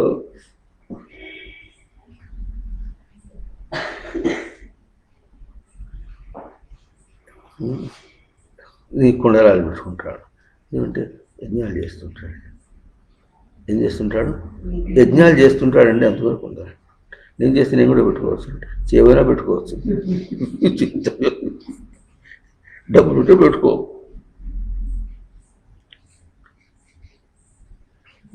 ఇక్కడైతే కుండలాగా పెట్టుకున్నాడు, చక్కగా అందంగా ఉండాలని బాగుంది. మరి ఆడపిల్లలాగా లేదుగా. ఆడపిల్ల లోలాకులు పెట్టుకుంటారు. అసలు ఆడవాళ్ళు లోలాకులు పెట్టుకోవాలని ఎవరు చెప్పారు? అసలు వాళ్ళు లోలాకులు పెట్టుకుంటే అందంగా ఉండాలని తను అటువంటివి ఏదో పెట్టుకుంటాడు. మరి లోలాకులు ఏదో పెట్టుకున్నాడు కానీ వాళ్ళకేమో చక్కగా నున్నగా ఇక్కడ ఉంటుంది. వీడికేమో వాళ్ళు కోరుకుంటే కూడా గొరికినట్టు తెలుస్తుంది. మళ్ళీ రేపేమో వెంట్రుకలు పెరిగినట్టు తెలుస్తుంది. ఆ అందం రాదుగా నీకు. అదే అందం, నా అందం వాళ్ళు రాదుగా అంటే ఏమిటో ఈ పోటీకి, ఈ మాటలకి ఏమైనా అర్థం ఉంది అసలు? జీవితం అయినా ఇది కాదుగా. సమన్వయం కావట్లే, సప్త కావటం లేదు, వేదం పలకటం లే. వింటున్నారా? ఎవరో మునులు వాళ్ళు తపస్సు చేసి ఏం చెప్పారంటున్నారు. అక్కడ విశేషం ఏమిటంటే ఆత్మని ఏమో ఆత్మనా దృష్ట అనే వాక్యం కూడా చక్కగా పలుకుతుంది. వాళ్ళు ఏం చేశారంటే తమలో తాము శోధన చేసుకొని, తమలో తాము అన్న మాటకి దేహంలో అర్థం కూడా కాదు. దేహంలో, ఇంద్రియాలలో, మనస్సులో, బుద్ధిలో, చిత్తము, అహంకారం, అస్మద్భావం, ఇంకా తెలివి, ఇంకా ఎరుక, ఇంకా స్మృతి, అక్కడ బాగా పరిశోధన చేసుకొని తన గ్రహించగలిగినట్టు స్వరూపం ఏముంటుంది అని బాగా చూస్తే వాడు చూసిన ఏమిటి అన్నీ కూడా స్మృతి యొక్క స్వరూపములే. బయట చూసినప్పుడు స్మృతి పలికితే అది పలుకుతుంది, లేదా అది పలకదు. స్మృతి గ్రహింపులో అవి ఉన్నాయి, అన్వయ వ్యతిరేక న్యాయం. అర్థమవుతుందా? మనస్సును గుర్తించాలంటే ఎక్కడ గుర్తించాలి? ఎవరు గుర్తించాలి? ఎట్లా గుర్తించాలి? స్మృతిలో గుర్తించాలి. ఆలోచన శబ్దాన్ని ఇది కూడా చెప్పుకున్నాం. ఆ స్మృతో లోచతే ఇది ఆలోచన. ఆ స్మృతో, ఆ అంటే స్మృతి అనే అర్థం కాకుండా ఆ సమంతాతను అర్థం. సమంతాత్ అంటే అంతటా అని అర్థం. అంతటా చూచుట అంటే ఏం చూస్తాడు అది అక్కడ ఏం చూడగలడో అది ఏం చూస్తాడండి. అప్పుడు మనం ఏం చేస్తాం, ఎగ్జిబిషన్ పోతేనో ఏదో చేస్తాను, అది చూస్తుంది. ఏం చూస్తావు, చూద్దాంపా అంటాడు. చూస్తే అక్కడది అక్కడ అంటూ ఏదైనా చూస్తే చూద్దాం, అక్కడ తన చూపును చూస్తే వింటున్నారా ఆలోచన, ఆ సమంతాత్ అట్లా కూడా చెప్పు, తప్పేం లేదు. అయితే విశేషం ఎట్లా అంటే దీనిలో కూడా ఎట్లా దృశ్య దర్శనం, దర్శనం అని చెప్పుకున్నాం.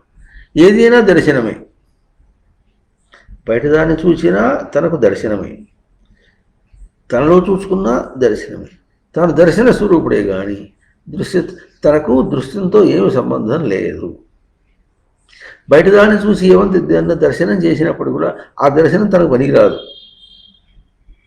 అయ్యా వీడు మంచివాడండి, వీడు చెడ్డవాడండి, ఇదండి వరిధాన్యం అండి, ఇదండి ఇది గోధుమలండి, ఈ గోధుమలతో చపాతీలు చేసుకోవచ్చండి, దాంతోనేమో దాన్ని కొంచెం ఒడ్లు దంచి మిషన్ పట్టించి అన్నం వండుకొని తినచ్చండి, అది తింటే కార్బోహైడ్రేట్ వస్తుందండి, దీనిలో కూడా కార్బోహైడ్రేట్ వస్తుందండి, రెండు సమానం అండి.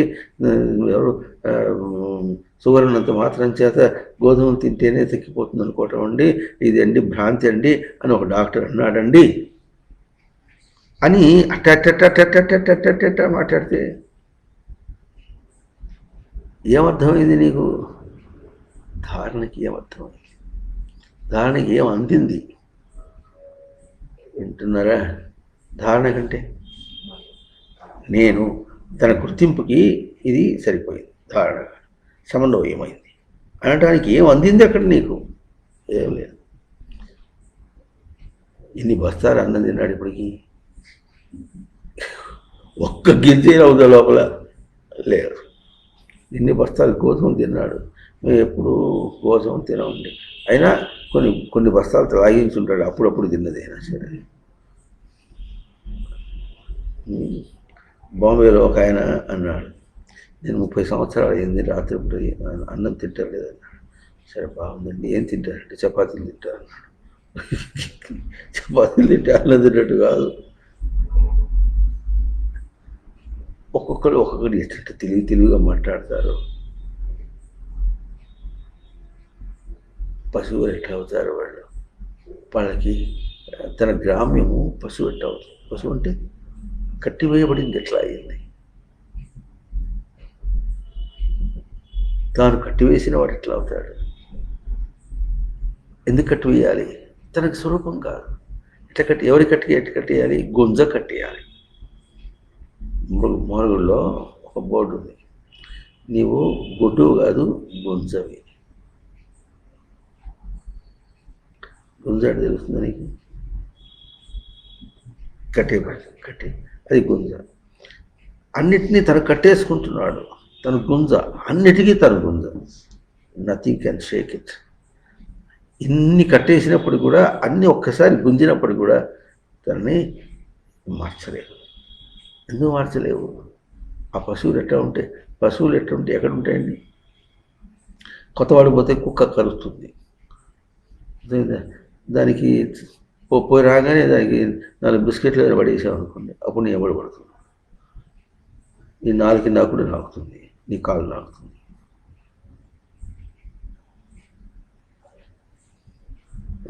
ఏదైనా ఉంటే కొమ్ముతో పొడుస్తుంది, దాని కింద గడ్డి పడేస్తే పడవకుండా ఉంటుంది. అర్థం అవుతుందా? రోజు ఇంత మాంసం తీసి పెడితే, దానికి కావాల్సిన మాంసం ఏదో పెడితే పెద్ద పులి కూడా నీతో ఆడుకుంటుంది. ఎప్పుడైనా కోపం వస్తే మింగేస్తుంది.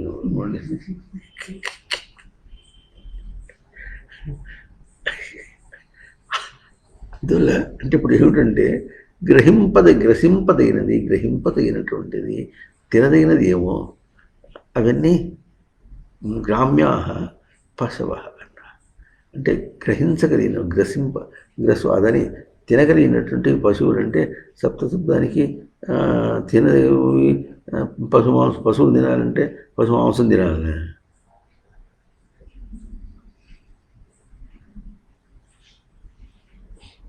అసలు మాంసం అంటే అదని ఎవడు చెప్పాడు? తెలుగు భాష ఏ భాష అది? తెలుగు భాష అంటే ముందు వచ్చింది సంస్కృత భాష. సంస్కృత భాషను తీసుకుందాం. మాంసం అంటే మన్యతే ఇది మాంసం. దానికి వీళ్ళు ఏం చేశారు? మన్యతే బలవత్తరం ఇది మాంసం. అది చాలా బలమైంది అనుకుంటున్నాడు కనుక మాంసం ఇది అన్నాడు.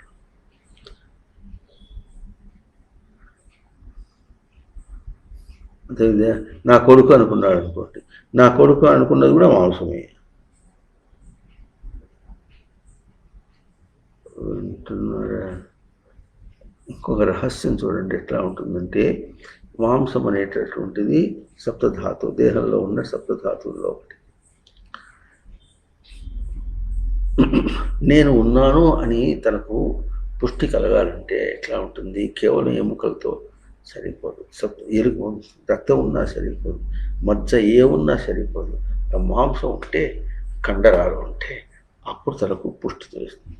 లేకపోతే తొడలు కూడా అన్ని పాపాలు ఒకటి ఎముకలు అయిపోయినాయి, థైరాయిడ్ ఏమైనా వచ్చిందేమో, రోగం వచ్చిందేమో, బాగా బలిశాడు మనిషి, కండలు పెట్టాడు బాగా. అంటే ఎందుకు చెప్పుకోవడానికి వచ్చామంటే, తనకు దేహమే నేను అని ఒక భ్రాంతి అయినప్పటికీ కూడా ఆ భ్రాంతికి మన్యతే అంటే అనుకోవటానికి తనకు మాంసం, లోపల మాంసం ఉన్నందువల్ల ఈ దేహమే నేను అని అనుకునేటటువంటిది జరుగుతుంది.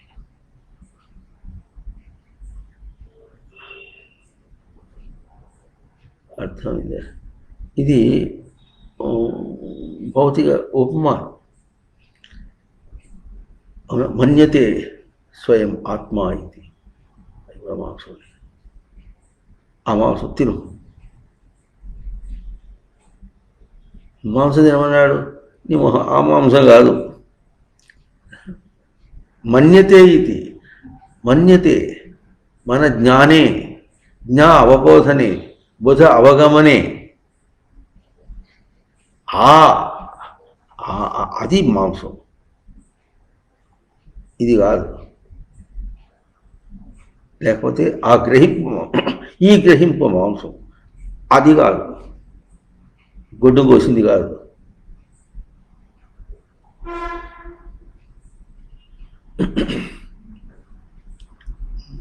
ఎంత ప్రీతిగా తింటారు, రొట్టెలు వేసుకొని తింటారట.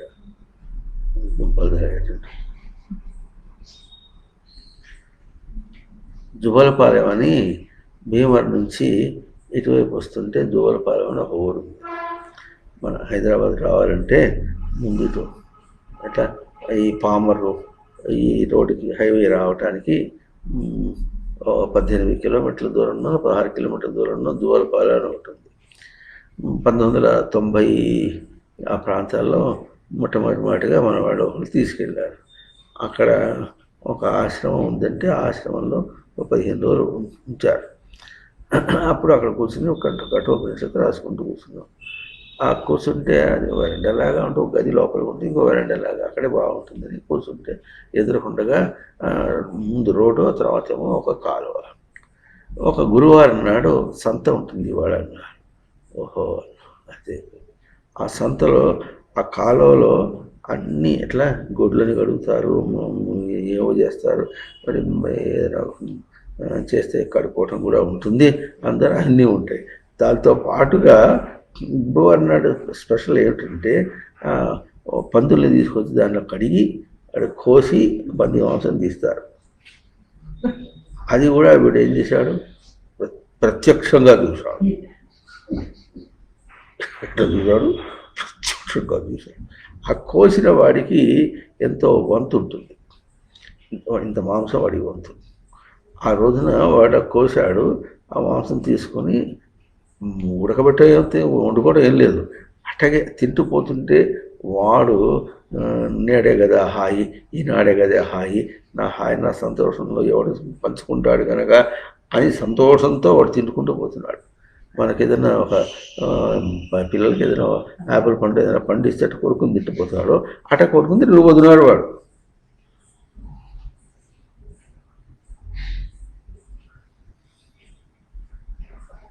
అవునా? ఇప్పుడు పశుబంధం అంటే మనకి ఏమర్థం అవుతుంది?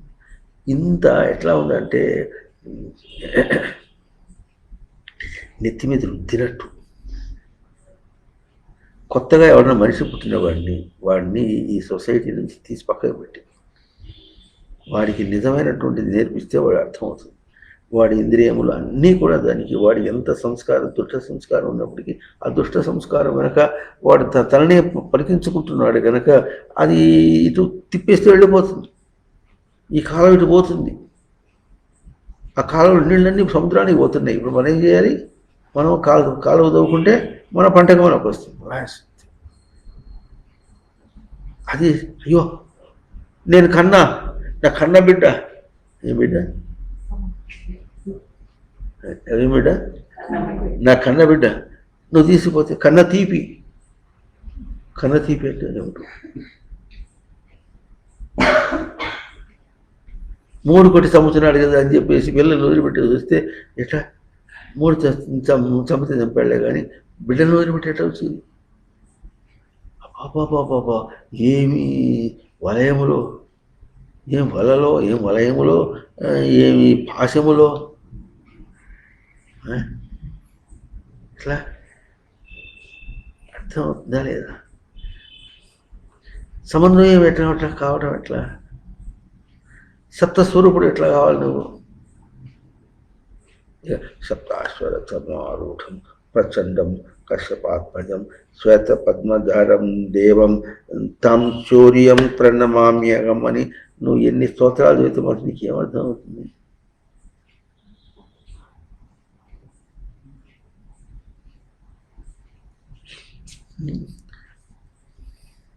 శివుడికి సప్త ఉన్నాయి. ఏమున్నాయి? రథములతో కూడినటువంటిది ఉన్నాయి.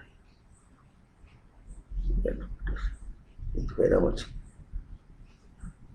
ఓ దండం వారేస్తే ఎందుకైనా మంచిది. నన్ను వదిలేస్తాడు, లేకపోతే పట్టు ఉబ్బికి నేను అక్కడ పోయేది. ప్రతి దేవత దాదా అంటే అక్కడ పోయేది నేను. మా ఆవిడని వదిలిపెట్టి మా పిల్లలు వదిలిపెట్టి నేను అక్కడ పోయేది. ఇప్పుడు ఇంద్రియ సింహాసనం చూసినంత మాత్రం చేత పిల్లలు వదిలిపెట్టిపోతారంటే ఉన్నాను.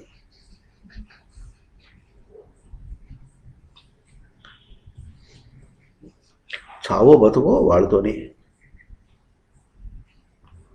అర్థం అవుతుందా లేదా? ఎట్లా? వాళ్ళతో వాళ్ళ సమక్షంలో నేను చేస్తా.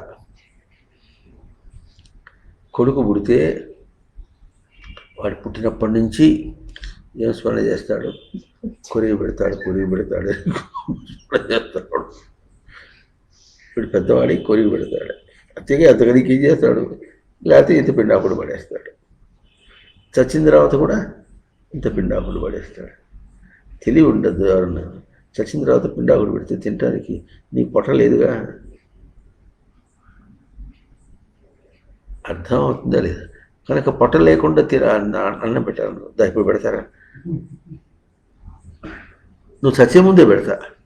ఆ చచ్చిన తర్వాత దిగులు లేకుండా ఏం పిండం పెట్టాలి? వీటి సంఘాతి ఘనమైనటువంటిది ఏ జ్ఞానం ఉన్నదో, ఏ స్వరూపం ఉందో చూపిస్తారా అంటే అది వద్దు. చచ్చిన తర్వాత పిండం పెట్టుకుంటాడు, తదిన పెట్టుకుంటాడు. ఎట తినవుగా. ఇది కూడా అర్థం కాదు. అర్థమవుతుందా లేదా? వింటున్నారా లేదా? చచ్చిపోయిన తర్వాత తన దేహాన్ని ఇక్కడే ముందు కొరివి పెట్టడానికి అడిగాడు. కొరివి పెడితే దేహం అయిపోయిందిగా. ఏమో దానికి అన్నం పెట్టేది ఏం లేదు కదా. వీడు తద్దిన పెట్టమంటే ఏం చేస్తాడు? ఇంత పిండం ఉంది పసన్నం కలిపి ఇంత ముద్ద పెడతాడు. ఆ పిండం పెడితే ఎడ తింటాడు? తను తినడుగా. ఆయన పేరు చెప్పి ఎవరికో పశువుకి ఏదో పెట్టేస్తారు. లేకపోతే ఒక కాకి వాయసం పిండం అయిపోయింది. అంటే ఇప్పుడు ఏం అపేక్షించావు? ఏం కోరావు? సమన్వయం కావటం లేదు. ఎటు ఆలోచించినా సమన్వయం కావటం లేదు. నీ పాండిత్యం చెప్పుకున్నా కూడా సమన్వయం కావటం లేదు. ఏం పాండిత్యం? నీ పిండాకుడు పాండిత్యం. భాషనంతా కూడా ధ్వంసం చేసి నాశనం చేసి, సంస్కృత భాషనే నాశనం చేయగలిగినటువంటి పండితుడైతే ఎట్లా? సామాన్యుడు అంటే వాడి చారిత్రాలు. పండితుడై ఏ సంస్కృత భాషలో తను పాండిత్యం సంపాదించాలనుకుంటున్నాడో ఆ భాషనే పనికి రాకుండా అది ఎందుకుందో అర్థం కాదు. తన పాండిత్య ప్రకర్షణ కోసం ఉందా, తన బిరుదుల కోసం ఉందా పాండిత్యం సంస్కృత భాష? అక్కడ కూడా అంతేనా? దేవతలతో కూడా కామవశంతో మాట్లాడినట్టుగా ఎట్లా ఉందో అట్లా ఉంది సంస్కృత భాషను కూడా తన పాండిత్యం కోసం, తన ప్రకర్షణ కోసం అని చెప్పుకోవడం కోసం. ఎట్లా?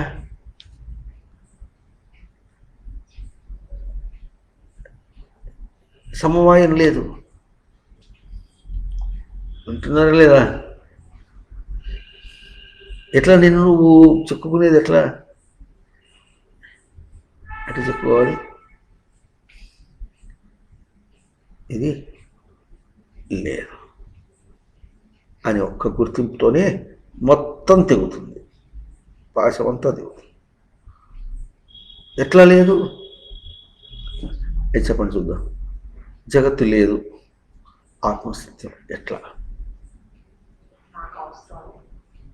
గట్టిగా సరిగా చెప్పాలి. అవసరంతో గుర్తింపు. ఆత్మ సత్యం అన్నా ఆత్మ దర్శనం చేసి సత్యం అన్నారు, అంతేగాని నువ్వు చెప్పావు కానీ నేను చెప్పడం కాదు. వైకుంఠంలో నారాయణుడు ఉన్నాడు అంతే, లాభం నీకే మరిగిరాడుగా, అంతేనా? తిరుపతిలో వెంకటేశ్వరుడు అన్నాడు, నువ్వు పోతే అక్కడ నువ్వు పోయినా నేను చూర్ణిస్తారా సరిగా? ముట్టుకునేయడం సరే సంగతి, చూర్ణిస్తారా నేను సరిగా? చూడండి, పోండి పోండి అంటున్నాడు, పోండి పోండి అంటాడు. సినిమాడితో పొడ అంటాడు. ఆ మంత్రం వింటాను కానీ అక్కడ పోయింది ఇక్కడి నుంచి. కశ్యపు కళ్ళు మూసిన కనిపిస్తుంది, ఎక్కడ చూసినా కనిపిస్తుంది. అంటే అక్కడ చూడటం వైపు సాక్షాత్తుగా ఆ విగ్రహాన్ని చూసిరా. అక్కడి దాకా పోతేనేమో ఏదో స్వామి చెప్పినట్టుగా ఏదో వేరే జ్ఞాపకం వచ్చారు. అది చూస్తున్నప్పటికీ అదే జ్ఞాపకం, మనకు అదే కెలుగుతుంది మనసులో. గట్టిగా సరిగ్గా దర్శనం దగ్గరికి వెళ్ళేటప్పటికీ ఆవిడ ఒక ప్రశ్న, సత్రం తాళం సరిగ్గా వేసి వచ్చావా?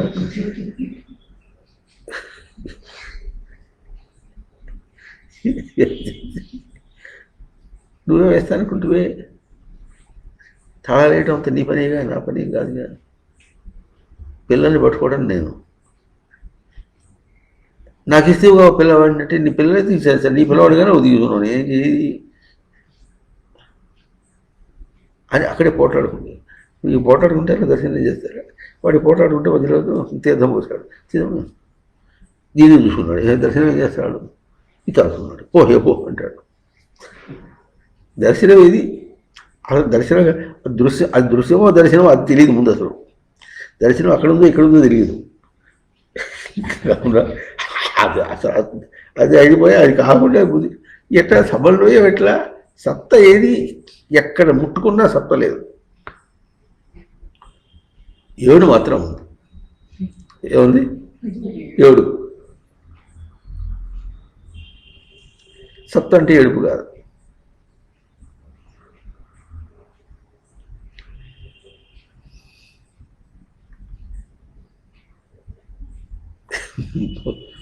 మొరగుల్లో పిల్లలు వస్తుంటారు, తమాషాగా బడి పిల్లలు వస్తుంటారు.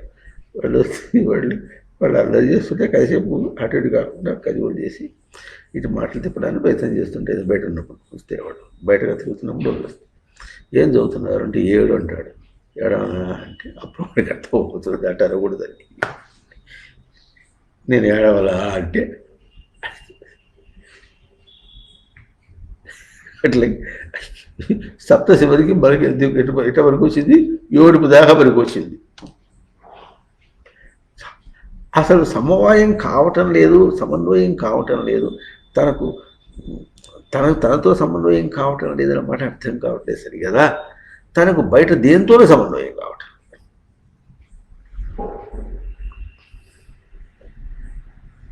అర్థమవుతుంది. దేహంతో సమన్వయం కావటం లేదు. ఇప్పుడు రోగమే. పుట్టిన కాడి నుంచి అంటే పుట్టిన శ్మశానం నుంచి పుడకలు పోయే శ్మశానం దాకా, పుడకల దాకా ఏం చేస్తున్నాడు? పెట్టి పెట్టి పెట్టి పెట్టి ఎంత చేసినా దందుంపదేగా అలా ఎక్కడికి పోతుందో పోతుంది. ఇట్లా చెప్పుకున్నా అనుకున్నాడు, ఆశ్చర్యపోయినాడే కానీ అర్థం కావటంలే. దీనికి ఎంత పెట్టినా ఇది కాదు. దేహం ఉండదు, అక్కడ నేను యొక్క స్మృతి సరిగా ఉండదు, పరిణామ పేసులో మార్పు చెందిట అని ఎవరని నేను అంటున్నా. ఇప్పుడు దీనికి ఎంత పెట్టినా ఏం లాభం లేదు అని అంటున్నా. నేను ఎవరు ఇప్పుడు? ఆ కొలత కొలిచిన వాడెవడు? దాన్ని ఆ దేహాన్ని ఆ విధంగా కొలిచిన వాడెవడు?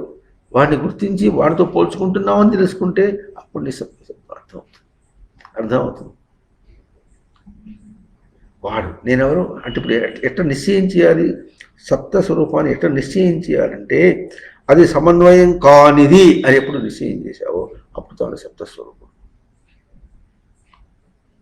వింటున్నారా లేదా? అట్లా చూస్తారా? దిగ్భ్రాంతులే చూస్తున్నారు. దిగ్భ్రాంతి అంటే దిగ్భ్రాంతి అని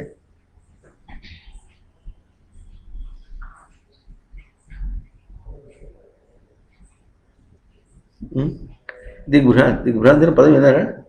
దిగ్భ్రాంతి పోయి ఏమిటో ఆ అంటే కూడా అట్టగా మాట్లాడితే ఎట్లా వినిపిస్తుంది? ఆ అంటే ఇంకా ఎక్కువగా మాట్లాడాలి.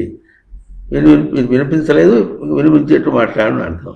ఆ అనేటప్పుడు ఇంకా తగ్గిపోతే ఇది కూడా ఒక సభలో ఎట్లా అవుతుంది? దిక్ అంటే ఆశ్చర్యం కాదు. దిగ్భ్రాంతి అంటే దిక్కు భ్రాంతి అంటే పదం. దిక్ అంటే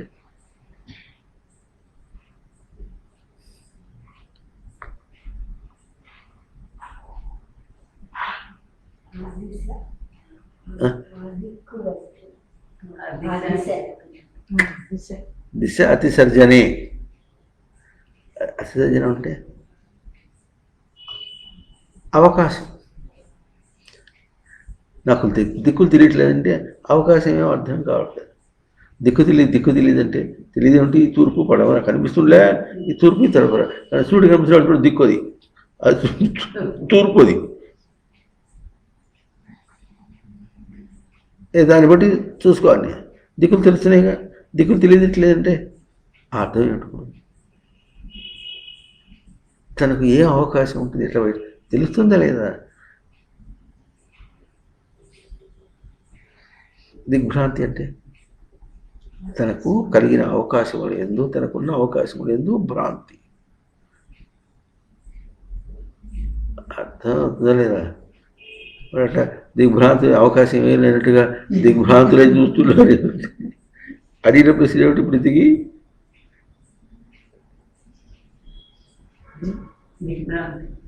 అడిగిన ప్రశ్న ఏమిటి?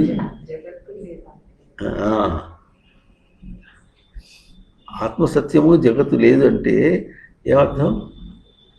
ఆత్మసత్యం అంటే నారాయణుడు, వైకుంఠంలో నారాయణుడు సత్యం అన్నట్టును, తిరుపతిలో వెంకటేశ్వరుడు సత్యం అన్నట్టుగా, కైలాసంలో పరమశివుడు సత్యం అన్నట్టుగా ఇది చెప్తే ఇంతమంది ఇంతకీ నేను వైకుంఠానికి పోవాలన్నా, తిరుపతి పోవాలన్నా, కైలాసానికి పోవాలన్నా, లేకపోతే బ్రహ్మగారి దగ్గరికి బ్రహ్మలోకానికి పోవాలన్నా, యమలోకానికి పోతారు అంటే ఏమిటో హాస్యంగా. యమలోకానికి పోవటం అంటే నిగ్రహానికి పోవాలని అర్థం. అవుతుంది నిగ్రహం దర్శనం చేయటం యమలోకం అంటే. అట్ట చెబితే అది ఉంటే అంత బాగా అర్థమైనట్టుగా ఉంది, కానీ ఏం అర్థం కాలే. ఈ మాటకి ఏమైనా అర్థం ఉంది?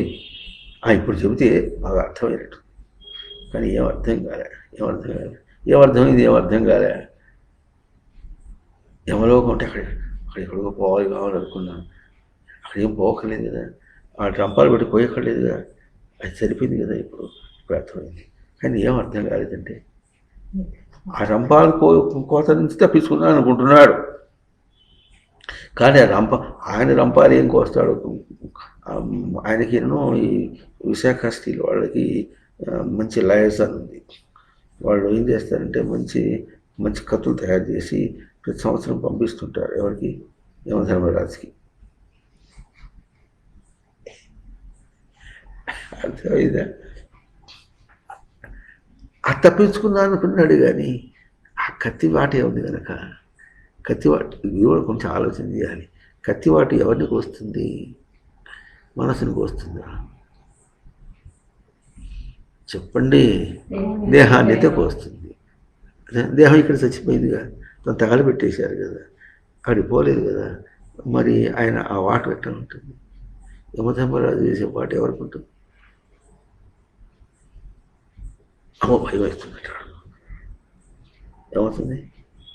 వాటేస్తాడంటే, కొడతాడంటే, కథపెట్టుకో వస్తాడంటే, బజ్జీలు పేలుస్తాడంటే అంటాడు. ఎట్లా బజ్జీలు పెట్టి పేలుస్తాడు? ఉపమానం. అబ్బా, ఈ దేహాన్ని తీసుకెళ్ళి బజ్జీలో పేల్చినప్పుడు కూడా ఎట్లా ఉంటుందంటే, దానిలో పడేటప్పటికి ప్రాణం వదిలేసింది. బేఫికర్, ఫికర్ లేదు. అట్లా లేదు నీది. వింటున్నారా? ఎట్లాగైతే బజ్జీలు నూనెలో పోస్తుంటే అది చావకుండా దాన్ని నిలుపుతాము. బజ్జీ చచ్చిపోతుందా? చచ్చిపోతుందా? ఉడుకుతుంది. చెప్పండి, ఎట్లా ఉడికిస్తుందా? దానికి జీవం ఇచ్చి ఉడికించేటట్టుగా చేసి జీవం ఇచ్చి ఎట్లా దానిలో పడేస్తాడో అట్లాగే ఇప్పుడు ఎట్లా యమశబ్దం, యమలోకం అంటే నీకు చూపించడం అనమాట. నిగ్రహం అనేది ఎట్లా ఉంటుందంటే, నిగ్రహం యొక్క తేజస్సు. నిగ్రహం లేకపోతే ఆ బజ్జీలో పేల్చినప్పుడు ఎట్లా ఉడుకుతావో అట్లా అదేమో నూనెలో భౌతికంగా ఉండటం. అభౌతికమా ఇదే చూశాడు. ఇక్కడ తత్వం ఏమవుతుంది? సమన్వయం కాలేదని అంటే యమలోకమేగా ఇది. డిమాండింగ్ యమలోకం. యమ దర్శనాన్ని చూపించు. లోకం అంటే దర్శనం, యమదర్శనం. నేను నువ్వు కట్టేసుకోవడం అంటే ఎట్లా ఉంటుందో చూడు. లేకపోతే ఎట్లుంటుంది? రంపాలకి వాటి పడాల్సిందే. రంపం కోసిన పెడవలు కోసం అప్పుడప్పుడు కోపం వస్తుంది. ఆ లేనిపోయిన మాటలు పడేపడితే ఒక కత్తి తీసి తెలక నరకేసి నేను చచ్చిపోతా అంటుంది ఆవిడ. నీ చేతిలో ఆ సాగు తెస్తే నాకు పుణ్యం అన్న వస్తుంది. మూడు చేతిలో సాగదు. మూడు చేతిలో కొట్టిన తర్వాత వాడిని తీసుకెళ్ళి మూడు అరెస్ట్ చేస్తారు. మూడిని అరెస్ట్ చేస్తే అప్పుడు ఆయన బాధ ఆయన పడతాడు. తన బాధ తన పోయింది. ఆ మాటల్లో మనం గుర్తించవలసిన విశేషం అంటే దీనిలో హాస్యం కాదు. ఆ మాటల్లో మనం ఏమి గింజుకులాడుతున్నాం, అది సప్త. ఏమి గింజుకులాడుతున్నాడు? సమన్వయం కావటం, తనకు తాను సమన్వయం కావటం. వింటున్నారా లేదా? పుట్టిన కాడి నుంచి పులకల్లో పోయేదాకా తనకు తాను సమన్వయం కావట్లేదు. గింజుకుంటున్నాడు, కష్టంతో గింజుకుంటున్నాడు, సుఖంతో గింజుకుంటున్నాడు. సుఖం వస్తే ఎట్లుంటుంది? ఈ కనిపించిన వాడు ఈ భూమి మీద కాలు నిలవదు వాడికి. ఇట్లా పైకి లేచిపోతుంటాడు వాడు. ఆ మనస్సు ఎట్లా పరిగెత్తిస్తుందో అట్లా పరిగెత్తుంటాడు, ఇటు చేస్తుంటాడు. ఇంకా ఇంట్లో పెళ్లి తలపెడితే పెళ్లి దగ్గర నుంచి, పెళ్లి కూతురు దగ్గర నుంచి, పెళ్లి కొడుకు తల్లిదండ్రుల దగ్గర నుంచి, పెళ్లి కూతురు తల్లిదండ్రుల దగ్గర నుంచి, మరి ఆ పెళ్లి కూతురు అన్న వాళ్ళకు వాళ్ళ దీనిలో దానికి ఆమోదంతో సరే ఎట్లా ఉంటారు? Totally engaged. ఏమండి? Totally engaged. దాంతో కొంతకాలం తోచుతుంది వాళ్ళకి. ఎంత వస్తుంది? పెళ్లి తోస్తుందో తన తోస్తాడా? పెళ్లి తోస్తుంది. ఏ దానికి ఎట్లా ఉంటారంటే గొడ్డును లాక్కెళ్ళినాడు. గొడ్డు పశువు వాడు కాపరి లాక్కపోతే ఎట్లా పోతుంటాడో ఆ పశువు అర్థం. ఆ పశువు అవుతాడు వాడు. గుడ్డు కట్టేసి గొడ్డును మెడలో తాడేసి కట్టి గుంజుకుపోతుంటే ఎట్లా పోతాడో అట్లా పోతాడు. ఇది యమధర్మరాజు భాష వేసి రాకపోవడం అంటే. భాష ఉంటే మనకు భాష ఉంటుంది. సినిమాలు చూస్తాం, మాట్లాడుతున్నాడు. తను ఇక్కడే ఉంటాడు. వస్తుంది, డొయ్యలు వస్తుంది. ఇంకో సినిమా ఇంకో సినిమా ఏం చూస్తాడంటే యమధర్మరాజు వచ్చి పాశం వేసి తీసుకుందామంటే వాడు మహాభక్తుడు. ఆ పాశాన్ని వాడికి టైం అయిపోయింది, నాకు రావటం లేదు. అందుకని ఆ పాశం తీసుకొచ్చి నేరుగా తీసేసి పరమశివుడికి ఇస్తాడు. ఆ పరమశివుడు పోయి దాన్ని ఆ పరమశివుడు ప్రయోగం చేసినప్పుడు తొంగిన వెనక్కి వస్తుంది. ఏమిటో ఎక్కడెక్కడ కథలు వస్తాయో, ఎక్కడికి మహాత్మ్యాలు వస్తాయో. అయిపోయింది ఇప్పుడు ఏది విజయదశమి అయిపోయింది, పరాశక్తి ఎవటో ఏముంటుంది, పరాశక్తి మహాత్మ్యం ఏదో ఉంటుంది, అటువంటివన్నీ వస్తాయి. ఏదో దాన్ని విరవడి చూస్తారు. అది అయిపోయిన తర్వాత అయిపోయింది.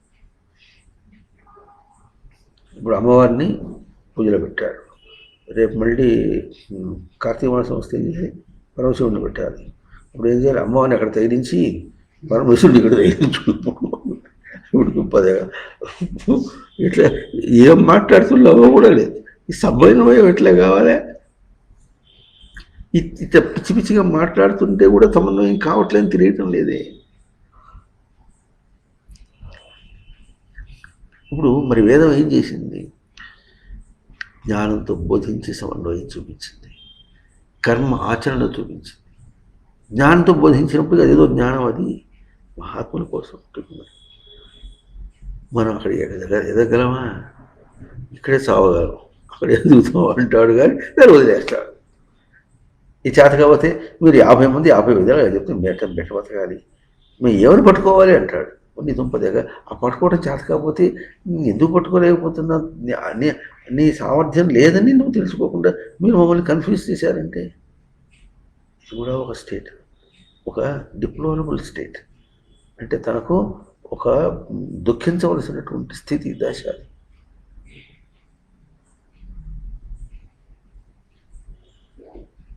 ఎట్లా ఎదుగుతాను నేను, ఎట్లా ఎదుగుతానండి?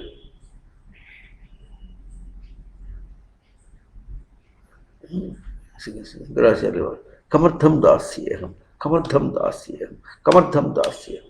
ఎట్లా నీకు నేను దాస్యం చేసేది, ఎట్లా నీకు దాస్యం చేసేది, ఎట్లా నేను తెలుసుకునేది లేదు, ఎట్లా నన్ను నేను తెలుసుకునేది? ప్రతి చోటే రావాలి.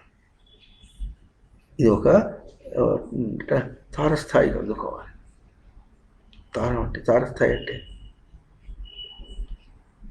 స్టార్,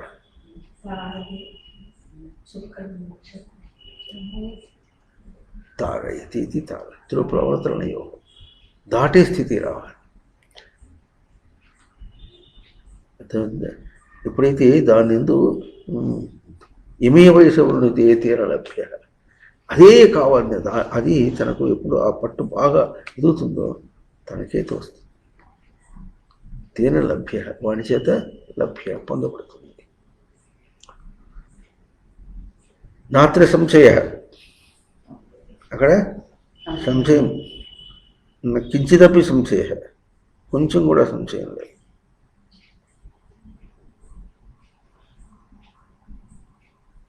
అర్థమవుతుందా? అక్కడ కానీ సప్త సమన్వయం కాదు. కనుక వేదం ఏం చూపించింది? జ్ఞానంతోనూ చెప్పింది. ఈ కర్మకాండలో ఎన్ని విధములైన కర్మకాండ చూపించింది. ఆ కర్మకాండ అనే పదానికి మనం చాలా మాట చెప్పుకున్నాం. కర్మని సృష్టి చెప్పింది వేరు, సృష్టి ఎటు చెప్పిందో దర్శనం చేసి వేదములు చెప్పింది కర్మ వేరు, మనం చేసేది వేరు. సృష్టి ఒకటే కర్మ చూపించింది, ఉనికికి దర్శనం, ఉనికి దర్శనం ఒకటే చూపించింది. ఆ దర్శనంతో మనం ఇట్లా విషయాత్మకంగా ప్రవర్తించే వాళ్ళకి వాళ్ళు ఏదో పనులు చేసుకుంటూ పోతుంటారు. వాళ్ళని అట్నుంచి తప్పించి మళ్ళించి ఇటువైపు చేయటం కోసమని కర్మలు చూపించింది. విషయ దర్శనం కంటే విషయ దృష్టి తప్పించి ఆత్మదర్శనం కోసమని, తన దర్శనం కోసం ఎట్లా ఉండాలో అటువంటి కర్మకాండ చెప్పింది. అంతేగాని నిన్ను గుహలో పడేసుకునేటట్టుగా, నాశనం అయ్యేటట్టుగా కర్మలు చెప్పలేదు.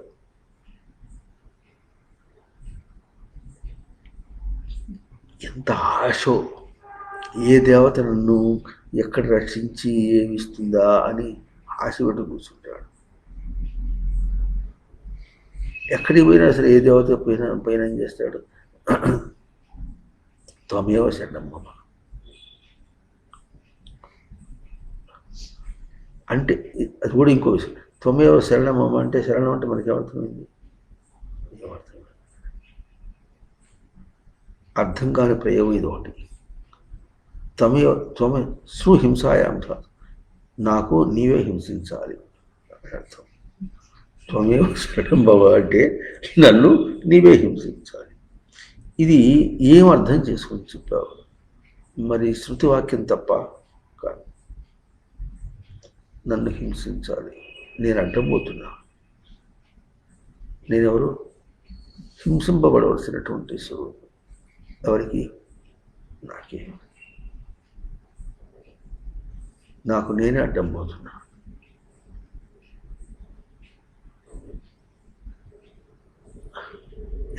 ఎంత గొప్పగా ఈ మాట ప్రతి దేవత దగ్గరికి పోయి త్వమేవ శరణం మమ, స్వామి నీవే శరణం. శరణం అంటే తను ఏమవుతాడో, ఎందుకు అవుతున్నాడో అది కూడా ఆలోచన చేయటానికి తనకి చాటు కావటం లేదు.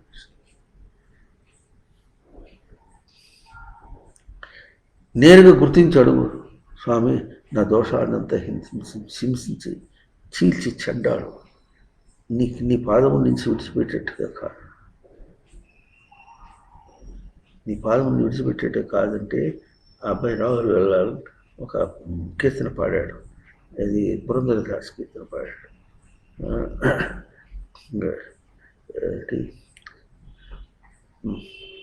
మాతాపితరులను విడబహుడు, తల్లిదండ్రులని విడవచ్చు, బంధువుల్ని విడవచ్చు, ఆస్తుల్ని విడవచ్చు, గుడ్లను విడవచ్చు, లేఖలను ఏదైనా విడవచ్చు, నీ పాదములు విడవలేరు. అన్నీ విడవచ్చు కానీ నీ పాదములు విడవలేరు. సామాన్యుడు ఇంకో కీర్తన, సామాన్యుడిగే నోడలు ఆగదు నిన్న చల్లగలదు. సామాన్యులకి నీ చల్లములు దర్శనం చేయడం చాతకాదు. మంచి మంచి కీర్తనలు ఉంటాయి. అతను వాడెవరు పురంధరదాస్ అని అన్ని కన్నడంలో ఉంటాయి.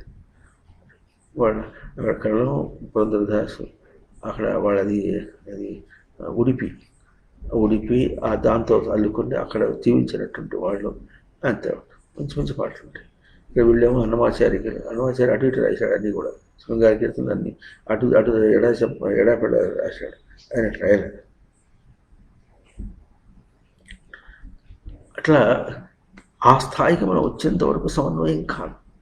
ఎక్కడైనా సరే అక్కడి నుంచి తెంచుకునేటటువంటి స్థాయి రావాలి. దాట్ బయట అక్కడికి తెంచుకోవాలి. లోకంలో ఏదైనా ఉంటే ఏం చేస్తాం? ఊరు వదిలిపెట్టి వెళ్ళిపోదాం. అంటాడా? ఊరు వదిలిపెట్టి వెళ్ళిపోదాం, ట్రాన్స్ఫర్ అడిగి వెళ్ళిపోదాం. ఏ కారణం ఉన్నా కానీ అది వాళ్ళకి బాధగా తోచినప్పుడు దాంతో వెళ్ళిపోదాం అని ఎట్లా అనుకుంటాడు. ఇది చూడండి, తెంచుకుని పోవాలి అన్న అంశం. ఇందాకేం చెప్పినావు? ముక్కు చెవుడు కడగాలంటే ఎట్లా లెక్కేసుకుంటున్నావు? లెక్క వేస్తే కానీ కడగలేవు ఎట్లాగో. అట్లాగే ఈ సంసారం తెంచుకోవాలంటే, ఈ బయట ప్రపంచం తెంచుకోవాలంటే అది నువ్వు లెక్క వేసుకోవాలి. ఆ లెక్క వేసుకోవటం నీ వల్ల కాదు, అందుకనే వస్తుంది. నువ్వు ఎక్కడ పోయినా చుక్కేదురు అంటారు సరే. ఎట్లా ప్రాస బాగుందా? ఎక్కడ పోయినా చుక్కేదురు.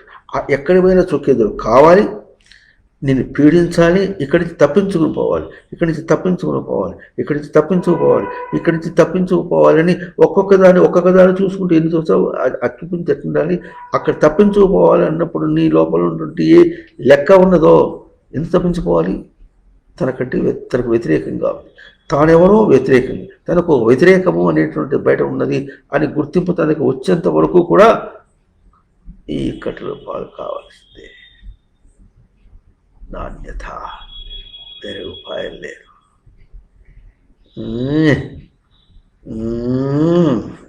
అవుతుందా లేదా? కులికినట్టు కాదండి. ఏమండి? కులికినట్టు కాదండి. ఇన్నరా అండి? ఇనిలేరు. ఇన్నరా? ఏమిన్నావో మళ్ళీ గడిచిపోతే బట్ ఎట్టిగా అట్టట్టే. ఆ అట్టట్టే కాకుండా అతనికి ఎట్లుండాలి, తల్లో జేజమ్మ కూర్చుంది అంటాడు అట్లా అంటాము. విషయం లేట్ పరిగెత్తాము.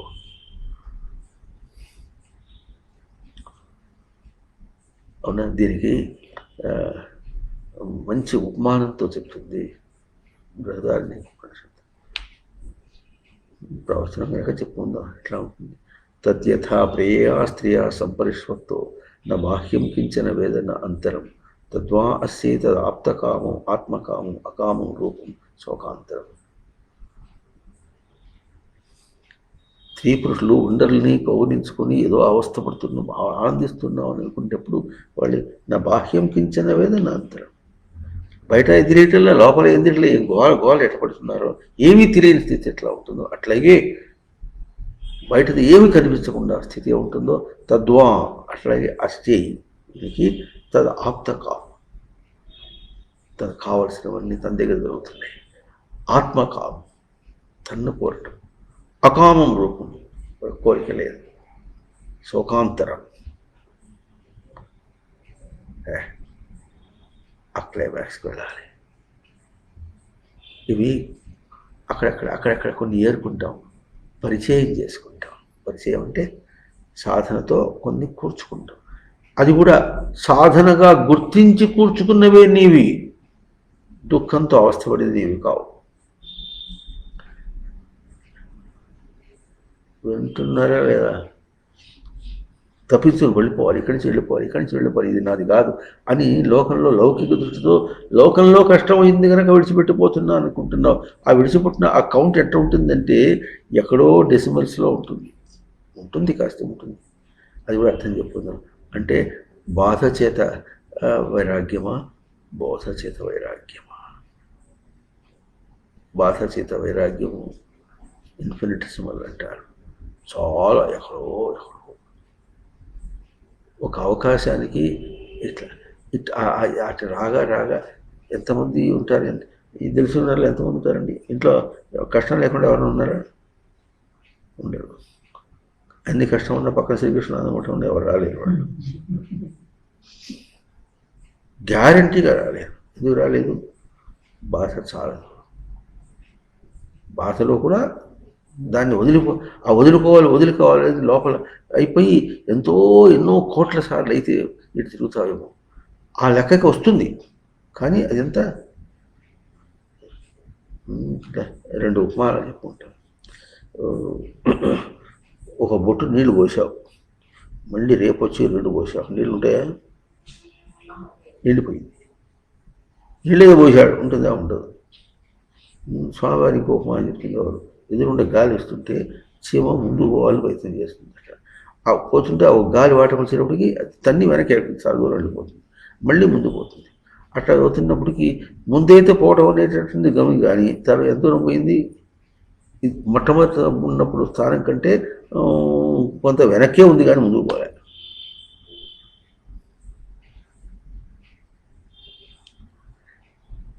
సమన్వయం ఎట్లా?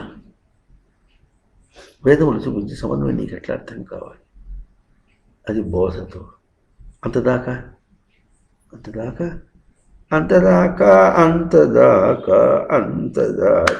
అంతేనండి. నీకు నీ ఆశీర్వాదం వస్తపడాల్సిందే. అక్కడ దాకా వచ్చిన తర్వాత కూడా ముందుకు పోతుంటట్టుంటుంది, వెనక్కుందినట్టు అంటున్నారా? ఇట్లా అంటుంటే ముందుకు పోతున్నాడా వెనక్కిపోతున్నాడా? స్వింగింగ్ అన్నారు. ఉయ్యాలు ఊగినట్టు పోతున్నాడు, ఉయ్యాలు ముందు పోయినట్టుగా ఉంటే మళ్ళీ వెనక్కి పోతాడు, మళ్ళీ ముందు పోతున్నాడు, వెనక్కి పోతుంటాడు. Swinging is no progress. అది ముందంజ వేదం. మరి ఏంటి? ఎట్లా ఉపాయం అంటే ముట్టుగా తినాల్సిందే. బాగా అర్థం అవుతుందా? ఈ ముట్టుకాయలు తీరట్టు ఉంటుందంటే వాడు తినే ముట్టుకాయలు పెట్టి ఉంటుందంటే వాళ్ళకి తెలియదు, ముట్టుకాయలు తినేవాళ్ళకి తెలియదు. అయితే కొంచెం తెలుస్తూ వచ్చినప్పుడు ముట్టుకాయల యొక్క రుచి బాగా తెలుస్తుంది, కష్టం బాగా తెలుస్తుంది. అయితే ఇంటికి వస్తే కష్టాలు బాగా తెలుస్తాయి. అయితే అసలే రాదు అంటే తెలివి మంచిదా? తెలియకుండా ముట్టుకెళ్ళి ముట్టుకుంటే బాగుంటుందా? అప్పుడు పోల్చుకో బాగా. అది అందాలి, అది అందాలి. అది ఆ పాత అలవాటు ఉంటుంది సార్. ఆ పాత అలవాటు చేత ఎంత జ్ఞానం వచ్చినా కూడా దానికి అందుకనే దొన్నపొద మీద వర్షం కురిసినట్టు ఉంటుంది. ఎన్ని చెప్పినా దొన్నపొద మీద వర్షం కురిసినట్టు నిలవటంలే, జారిపోతున్నాయి నీళ్ళు, బోధంతా జారిపోతుంది. సమన్వయం ఇది ఎట్లా? భేదం కాదు కదా. దాని తల్లో జజం వచ్చినా, దాని అధిష్టాన దేవత వచ్చినా, దాని అమ్మ మొగుడు వచ్చినా, దాని తాత అబ్బా వచ్చినా, ఏ వచ్చినా వాళ్ళు ఏం చేయట్లేకుండా ఉన్నాయి. ఇట్లా దుప్పద వేదములు చదువుతారు. మరి 4 వేదములు చదివినటువంటి రావణాసుడు ఏం చేశాడు, హిరణ్యకశిపుడు ఏం చేశాడు, మనం కూడా అట్లాగే ఉంటుంది. ఒక వేదంలో ఒక పనస ఒకటి అధ్యయనం నేర్చుకుని చెప్పబోతుంటేనే ఇట్లా చూస్తాడు, నాకు వచ్చాయి.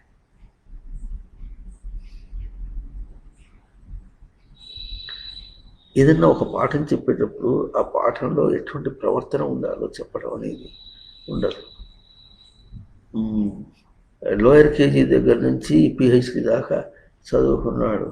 ఎప్పుడన్నా చదవటం అంటే ఏమిటో, ఎందుకో ఎట్లా ఉండాలో ఆ ప్రసక్తి ఏమన్నా ఉందా? చదువుంటే ఆ పాఠం చదివి మార్కులు రావాలి. ఆ మార్కులు సంపాదించి ఏం చేయాలి? గొప్ప ఉద్యోగం రావాలి. గొప్ప ఉద్యోగం అయ్యేప్పటికీ అప్పుడు అందరూ వీడు నా సీతకి ఏమన్నా రాముడు అవుతాడేమో చూస్తారు. నా కూతురు సీతకి వీడు రాముడు కావాలి. వీడేమో జనకుడు, ఎవరు అని అందరు చూడాలి నన్ను. అప్పుడు నేను మార్కెట్లో వస్తా. మార్కెట్లో వస్తే ఎంత ఇస్తారు? ఇప్పుడు ఇంకో కేసు వచ్చింది. అట్లా కాదు, తన చెల్లెలికి పెళ్లి చేశాడు, అన్నీ 2.5 లక్షలు ఎంతో తీసుకున్నాడు. అది తీర్చేటప్పటికి దుంప దిగింది. ఇది అవస్థపడి తక్కువ వడ్డీతో తీసుకొని చేసేసాడు. ఇప్పుడు తనకు పెళ్ళి అంటే తన మేనమామ కూతుర్ని పెళ్లి చేసుకోవాలి. వాళ్ళు ఏమి లేనివాడు, కట్నం లేదు, పెళ్లి ఖర్చు కూడా తనే పెట్టుకోవాలి. ఇప్పుడు ఏం చేయాలి? అప్పు చేయాలి. ఇదేమిటిది? త్యాగం.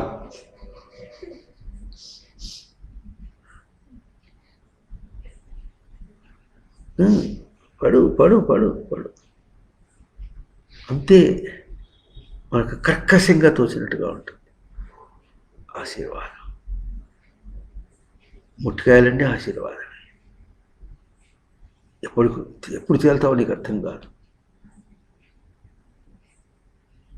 అని సామాన్యులు ఎట్టుంటారు, మనకు కూడా అర్థం కాదు. ఇట్లా రోజు ప్రవచనానికి వెళ్ళేవాళ్ళు. ఇప్పుడు కరోనా వల్ల వెళ్ళటానికి వెళ్ళేవాళ్ళు. ఇప్పుడు ఇంట్లో ఉన్నాం. ఇంట్లో ఉంటే ఎట్టుంటుంది? సరిగ్గా ప్రవచన సమయానికి ఏదో వస్తుంది. ఇప్పుడు ఏం చేస్తాం? దీన్ని పక్కన పెట్టి, ప్రవచనాన్ని పక్కన పెట్టి ఆవిడ ఏమంటుంది? ఎప్పుడు వినేగా ప్రవచనం, విన్న మాత్రం ఏమైనా చేస్తావా వస్తావా? నాతో రా, నీకు వేరే పనులు చెప్తారా? సరే అన్నావు, రేపు ఎవరిని అట్లా వస్తే నీ పని చెప్తారంటాడు. అంతేగాని నీ మీద చెప్తారంటాడు కానీ ఆయన చెప్తే ఒప్పుకుంటాడు. ఏమో రాదు.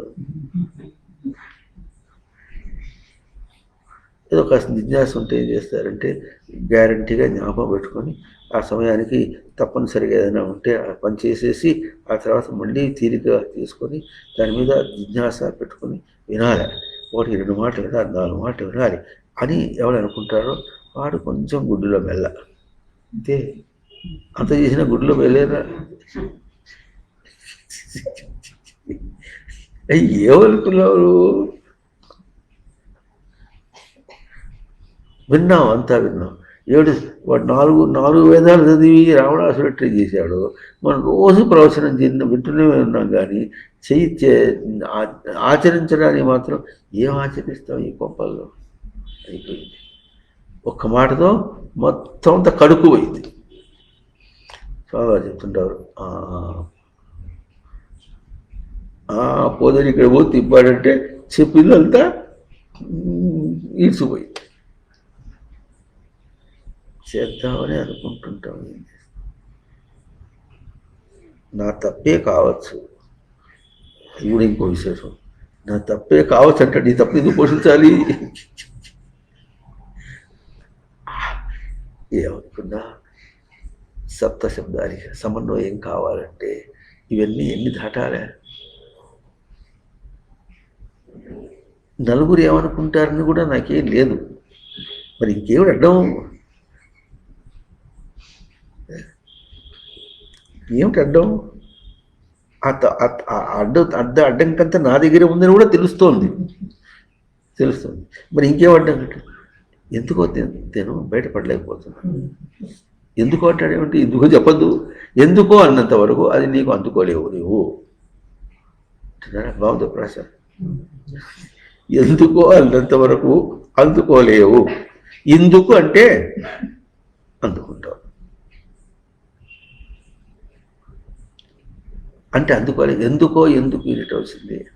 దాన్ని ఏదో వ్యావహారిక భాషలో చెప్పాలనుకుంటున్నావు అని. అందుకని అందటంలే, నీ జిజ్ఞాస భాషతో చెప్పు, అప్పుడు అందుతుంది. అది భాష. అక్కడ సమన్వయం అవుతుంది. అప్పుడు గ్రామ్యా పశవ. నువ్వు గ్రహించదగినది అన్నీ కూడా, నువ్వు గ్రహించదగినటువంటివి తీసుకోగలిగినవన్నీ కూడా నీ పశువులు, నీకు కట్టుబడినవి. అవి నీకు కట్టుబడినవి అయినప్పుడు బయట ఎవరు కనిపించదు నీకు. ఎందుకు చేయలేను? ఆ బాగా ప్రశ్న ఎందుకు వస్తుంది? వాడు ఎందుకు చేయలేకపోతున్నాను, అదే ఎందుకు చేయలేకపోతున్నావు చెప్పమంటున్నాను.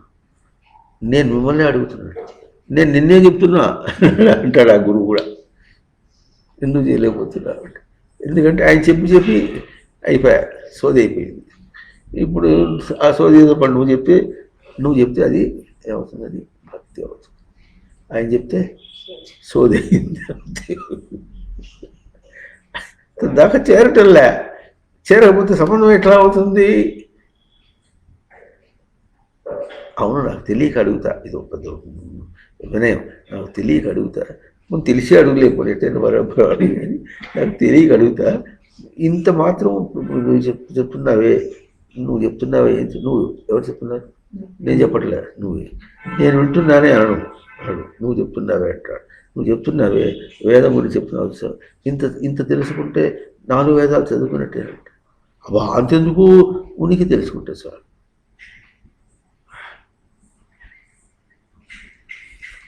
ఉనికి అంటే ఏమిటి తెలుసుకుంటే 4 వేదాలు చదివినట్టు.